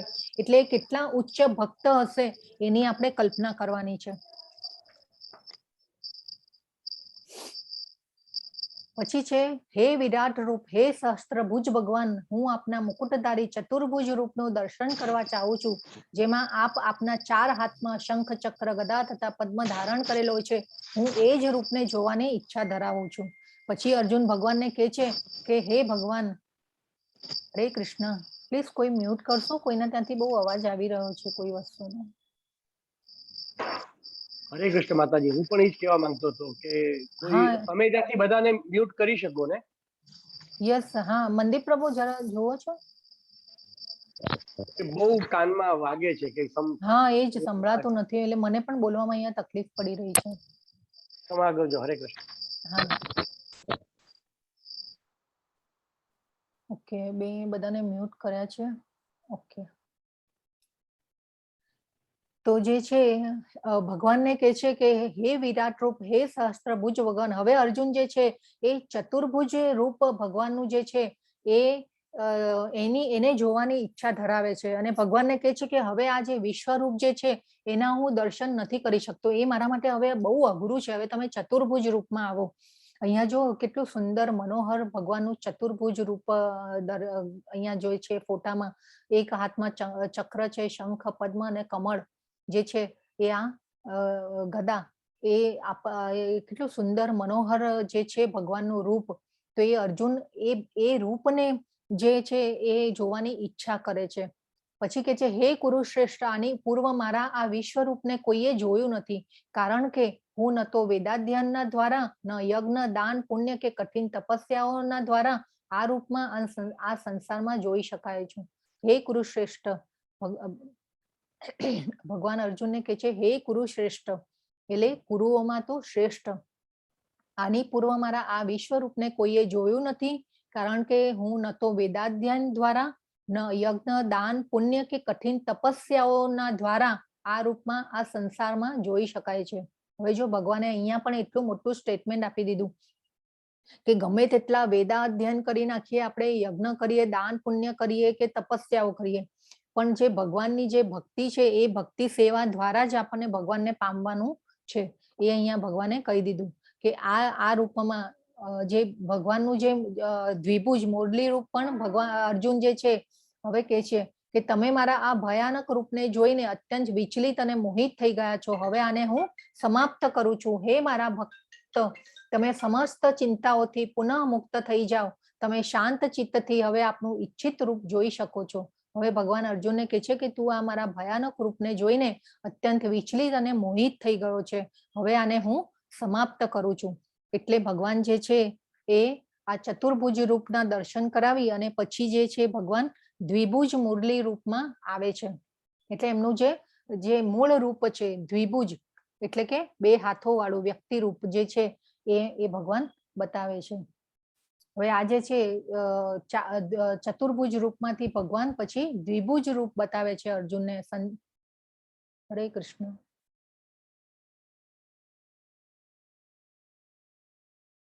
હરે કૃષ્ણ. હરે કૃષ્ણ. હરે કૃષ્ણ. શું થઈ રહ્યું છે?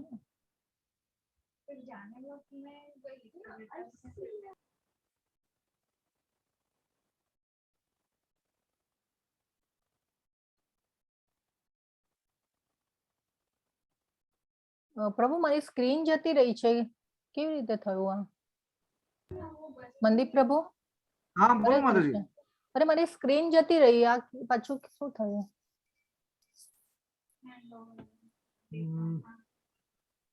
તમારો મેક છે ને માતાજી? વારે વારે શું થાય છે કઈ ખબર નથી પડતી. બહુ આઈડિયા નથી માતાજી.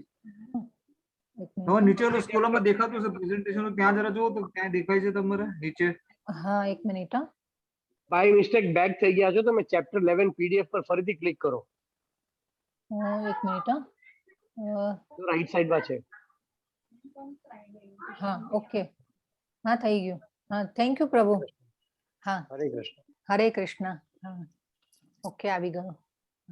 Thank you. આ થોડું જરા ટેકનોલોજીનું છે ને, હું પણ નવો શીખી રહી છું બધું, એટલે આઈડિયા નથી આવતો. થેન્ક યુ પ્રભુ.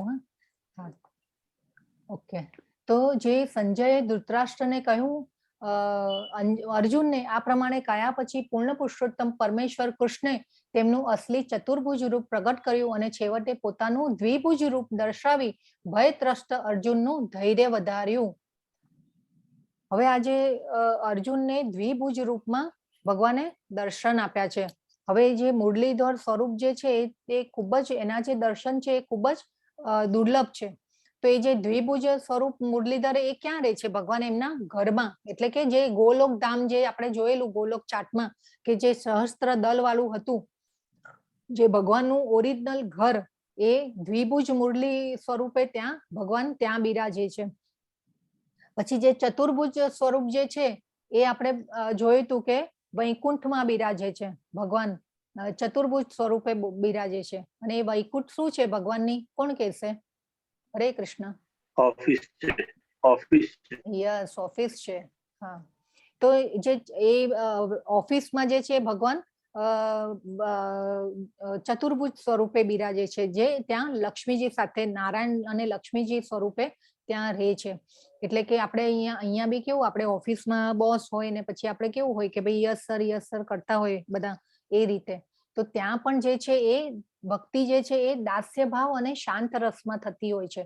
અને પછી જેમ જેમ ઉપર જઈએ ત્યાં ભગવાનના ઘરમાં, એ આ ભગવાન જે છે એટલે કે છે કે ભગવાન કે છે કે જે દ્વિભુજ મુરલી સ્વરૂપ જે છે એ એના દર્શન કરવા ખૂબ જ દુર્લભ છે.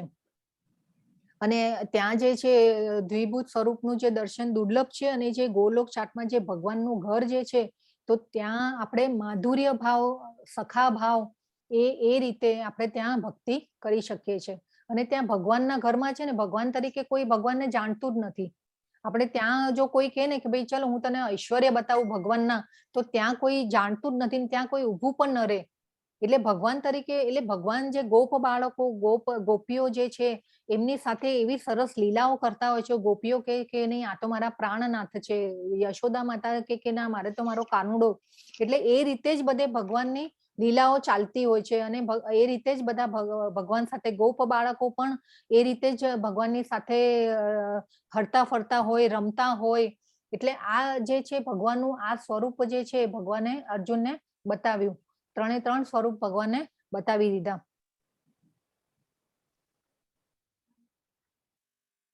હવે કે છે કે જ્યારે અર્જુને શ્રી કૃષ્ણને એમના આદિ રૂપમાં જોયા તો કહ્યું, હે જનાર્દન, આપના આ અતિ સુંદર માનવી રૂપને જોઈને હું હવે સ્થિર ચિત્ત થયો છું અને મેં મારી પ્રાકૃત અવસ્થા પ્રાપ્ત કરી લીધી છે. એટલે હવે જે આ ભગવાનનું જે દ્વિભુજ મુરલી સ્વરૂપ જોયું અને એ પછી જોયા પછી અર્જુન જે છે ભગવાનને કહે છે કે ના, હવે મારા મનમાં શાંતિ થઈ અને હું સ્થિર ચિત્ત થયો છું. પૂર્ણ પુરુષોત્તમ પરમેશ્વરે કહ્યું, હે અર્જુન, તું અત્યારે મારા જે રૂપને જોઈ રહ્યો છે તેના દર્શન અતિ દુર્લભ છે. દેવો પણ આ અતિ પ્રિય રૂપના દર્શન કરવાનો અવસર સદૈવ શોધતા રહે છે. હવે અહીંયા શું કીધું ભગવાને? હે અર્જુન, તું અત્યારે મારા જે રૂપને જોઈ રહ્યો છે તેના દર્શન અતિ દુર્લભ છે. એટલે કેવા દર્શન? દ્વિભુજ, એટલે કે 2 હાથ વાળા જે, એટલે ભગવાન જે છે દ્વિભુજ સ્વરૂપ. તો એ કે છે કે દેવોને પણ દુર્લભ છે એવું મારું સ્વરૂપ છે. એટલે આ રીતે ભગવાને કહી દીધું. આપણે જો ગોલોક ચાટમાં બધા અલગ અલગ ઓલા લોક જોયેલા, કે જે આપણો પૃથ્વી લોક જે છે ભૂર લોક, એનાથી 6 નીચે ઉપર લોક, જે એમાં જે ભૌતિક વર્લ્ડનો જે ઉચ્ચ લોક જે છે એ બ્રહ્મલોક એટલે કે સત્યલોક કહેવાય છે. તો એટલે ત્યાં જે દેવ લોક જે છે, દેવોના લોક પણ જે છે, તો એ દેવો પણ ભગવાનના દર્શન માટે ભક્તિ બહુ જ કરતા હોય. અને એ રીતે ભગવાન, એટલે એ બધા ઉચ્ચ જીવો છે, આપણે બધાને નમન કરવાના. પણ એ જે દેવોને પણ આ જે સ્વરૂપ જે છે એના દર્શન દુર્લભ હોય છે. તો આપણી તો શું વાત જ કરવી. એટલે આપણે તો ક્યાં સુધી હજી તો પહોંચવાનું છે. આપણે વિચાર કરો કે આપણા કેટલા જન્મોના જન્મો થશે પછી આપણે ભગવાન સુધી પહોંચી શકીશું. જો આ જન્મમાં જ આપણે નહીં સમજ્યા કે ભાઈ આપણે ભક્તિ કરવાની છે અને આ જપમાળા કરીને પછી ભોગ ધરાવીને પ્રસાદ આપણે લઈને આપણી જે ચેતનાને શુદ્ધ કરવાની છે, તો આપણે જાગ્યાતારથી સવાર કરવાની છે. પછી કે છે કે હે અર્જુન, માત્ર અનન્ય ભક્તિ દ્વારા જ મને મૂળ રૂપમાં જાણી શકાય છે કે જે રૂપમાં હું તારી સામે ઊભો અને એ જ રીતે મારું પ્રત્યક્ષ દર્શન પણ કરી શકાય છે. કેવળ આ જ રીતે તું મારા વિશેના જ્ઞાનના રહસ્યોને પામી શકીશ. પાછું અહીંયા એક જે ભગવાને એ પણ સ્ટેટમેન્ટ આપી દીધું કે જે આ જે સ્વરૂપ છે એને જ તું ભજીશ, એ રૂપમાં હું તારી સામે ઊભો છું અને એ જ રીતે મારું પ્રત્યક્ષ દર્શન પણ કરી શકાય છે. કેવળ આ જ રીતે તું મારા વિશેના જ્ઞાનના રહસ્યોને પામી શકીશ. એટલે કે પ્રત્યક્ષ દર્શન એટલે કે ભગવાન વ્યક્તિ રૂપે છે. આપણે ઘણીવાર ઘણા લોકોને એમ હોય છે કે ભાઈ ભગવાન નથી ને ભગવાન ક્યાં છે બતાવો, અને ભગવાનના કર્મો નતા સારા એટલે એમને દુઃખ પડ્યું ને અવતાર લીધો ને આવ્યા ને ગયા ને. ભગવાન કે છે અહીંયા, અને વિશ્વરૂપ દર્શન બતાવી દીધું, ચતુર્ભુજ રૂપ બતાવી દીધું, દ્વિભુજ મુરલી રૂપ બતાવી દીધું. અને ભગવાન કે છે કે મારું પ્રત્યક્ષ દર્શન પણ કરી શકાય છે. ભગવાને અહીંયા એ પણ કીધું છે. તો આપણે જે બ્રહ્મ પરમાત્મા અને ભગવાનની જે અનુભૂતિના જે હતા એ પણ આપણે જોયું તું વ્યાખ્યા. એટલે આપણે જે અહીંયા કીધું ભગવાને કે પ્રત્યક્ષ દર્શન પણ કરી શકાય છે. તો આપણે ભક્તિમાં આગળ વધવાનું છે આ રીતે.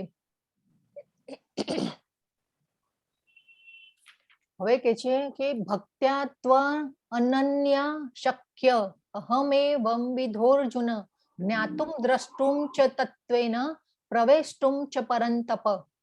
હે અર્જુન, માત્ર અનન્ય ભક્તિ દ્વારા જ મને મૂળ રૂપમાં જાણી શકાય છે કે જે રૂપમાં હું તારી સામે ઊભો અને એ જ રીતે મારું પ્રત્યક્ષ દર્શન પણ કરી શકાય છે. કેવળ આ જ રીતે તું મારા વિશેના જ્ઞાનના રહસ્યોને પામી શકીશ. હવે આમાં જે કીધું કે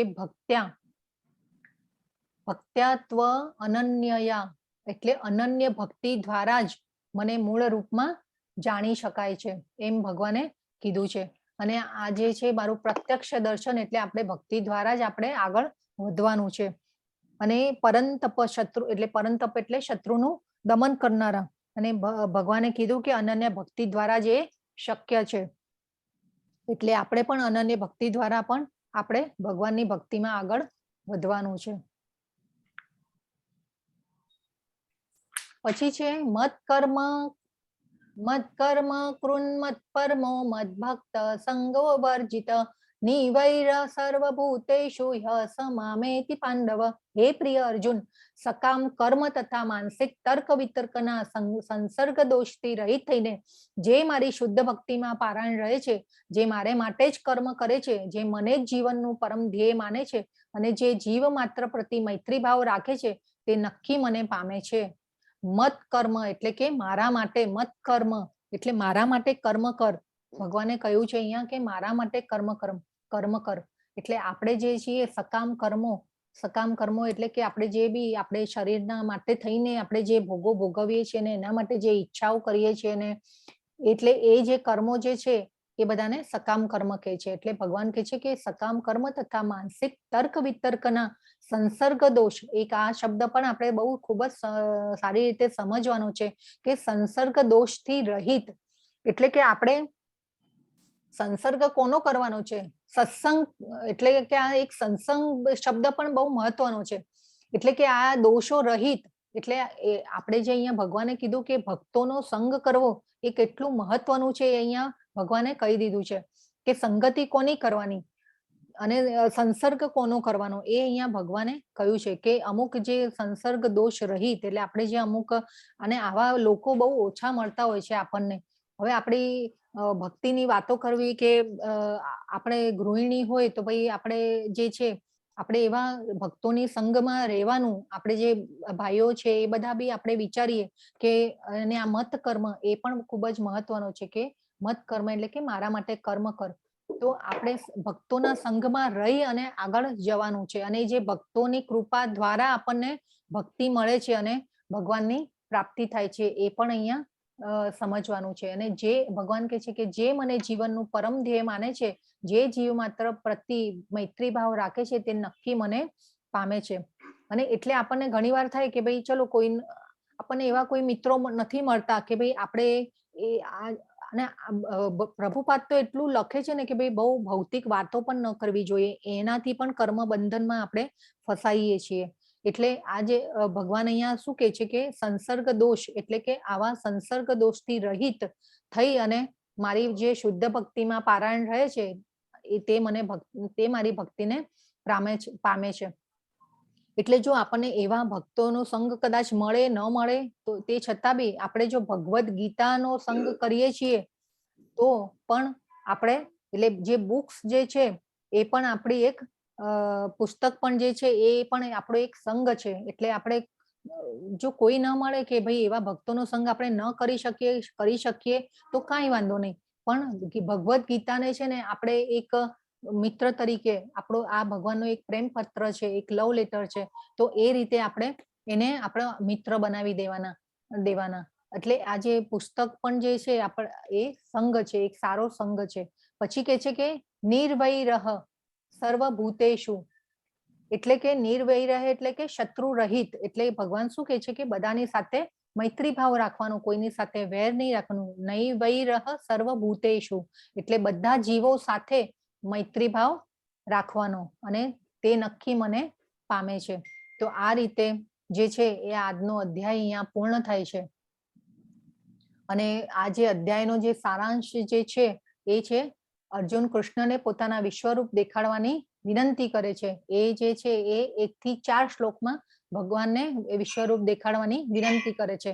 પછી ભગવાન જે શ્રી કૃષ્ણ તેમના વિશ્વરૂપનું વર્ણન કરે છે. એ 5 થી 8 શ્લોકમાં ભગવાન એમના વિશ્વરૂપનું વર્ણન કરે છે. પછી 9 થી 14 શ્લોકમાં અર્જુનની વિશ્વરૂપની દ્રષ્ટિ એટલે કે અર્જુન જે વિશ્વરૂપ જે છે એ જુએ છે અને એનો જે અનુભવ છે એ વ્યક્ત કરે છે. એ 15 થી 31 શ્લોકમાં એનો અનુભવ વ્યક્ત કરે છે. પછી 32 થી 34 શ્લોકમાં એ ભગવાન જવાબ આપે છે અને 35 થી 46 શ્લોકમાં અર્જુન જે છે એ ભગવાનની સ્તુતિ એટલે કે પ્રાર્થનાઓ કરે છે વિશ્વરૂપ જોઈને. અને આ વિશ્વરૂપ જોઈને કોને સ્તુતિ કરવાનું મન ન થાય. એટલે આ ભગવાન 35 થી 46 શ્લોકમાં અર્જુન જે છે એ ભગવાનને પ્રાર્થના કરે છે. અને 47 થી 55 શ્લોકમાં કૃષ્ણના દર્શન કરવા માટે શુદ્ધ ભક્તિની જરૂરત એ ભગવાન આપણને સમજાવે છે કે ભાઈ કેવી રીતે ભક્તિ કરવી જોઈએ અને કેવી રીતે ભક્તિમાં આગળ વધવાનું. તો આ રીતે અહીંયા આપણો આ અધ્યાય પૂર્ણ થાય છે. હરે કૃષ્ણ કૃષ્ણ કૃષ્ણ હરે હરે, હરે રામ રામ રામ હરે હરે, હરે હરે, હરે કૃષ્ણ. વાંછા કલ્પતરુભ્યશ્ચ કૃપા સિંધુભ્ય એવ ચ પતિતાનાં પાવનેભ્યો વૈષ્ણવેભ્યો નમો નમઃ. અનંત કોટી વૈષ્ણવ વૃંદ કી જય. પ્રભુપાદ કી જય. સદગુરુદેવ કી જય. ભગવદ ગીતા કી જય. પાવનેભ્યો હરે કૃષ્ણ, વૈષ્ણવેભ્યો હરે કૃષ્ણ. સર્વેને વૈષ્ણવ કી જય. હરે કૃષ્ણ. હરે કૃષ્ણ માતાજી, રેકોર્ડિંગ સ્ટોપ કરજો ને please. આ કી જી જય. પ્રભુ. હા. હરે કૃષ્ણ.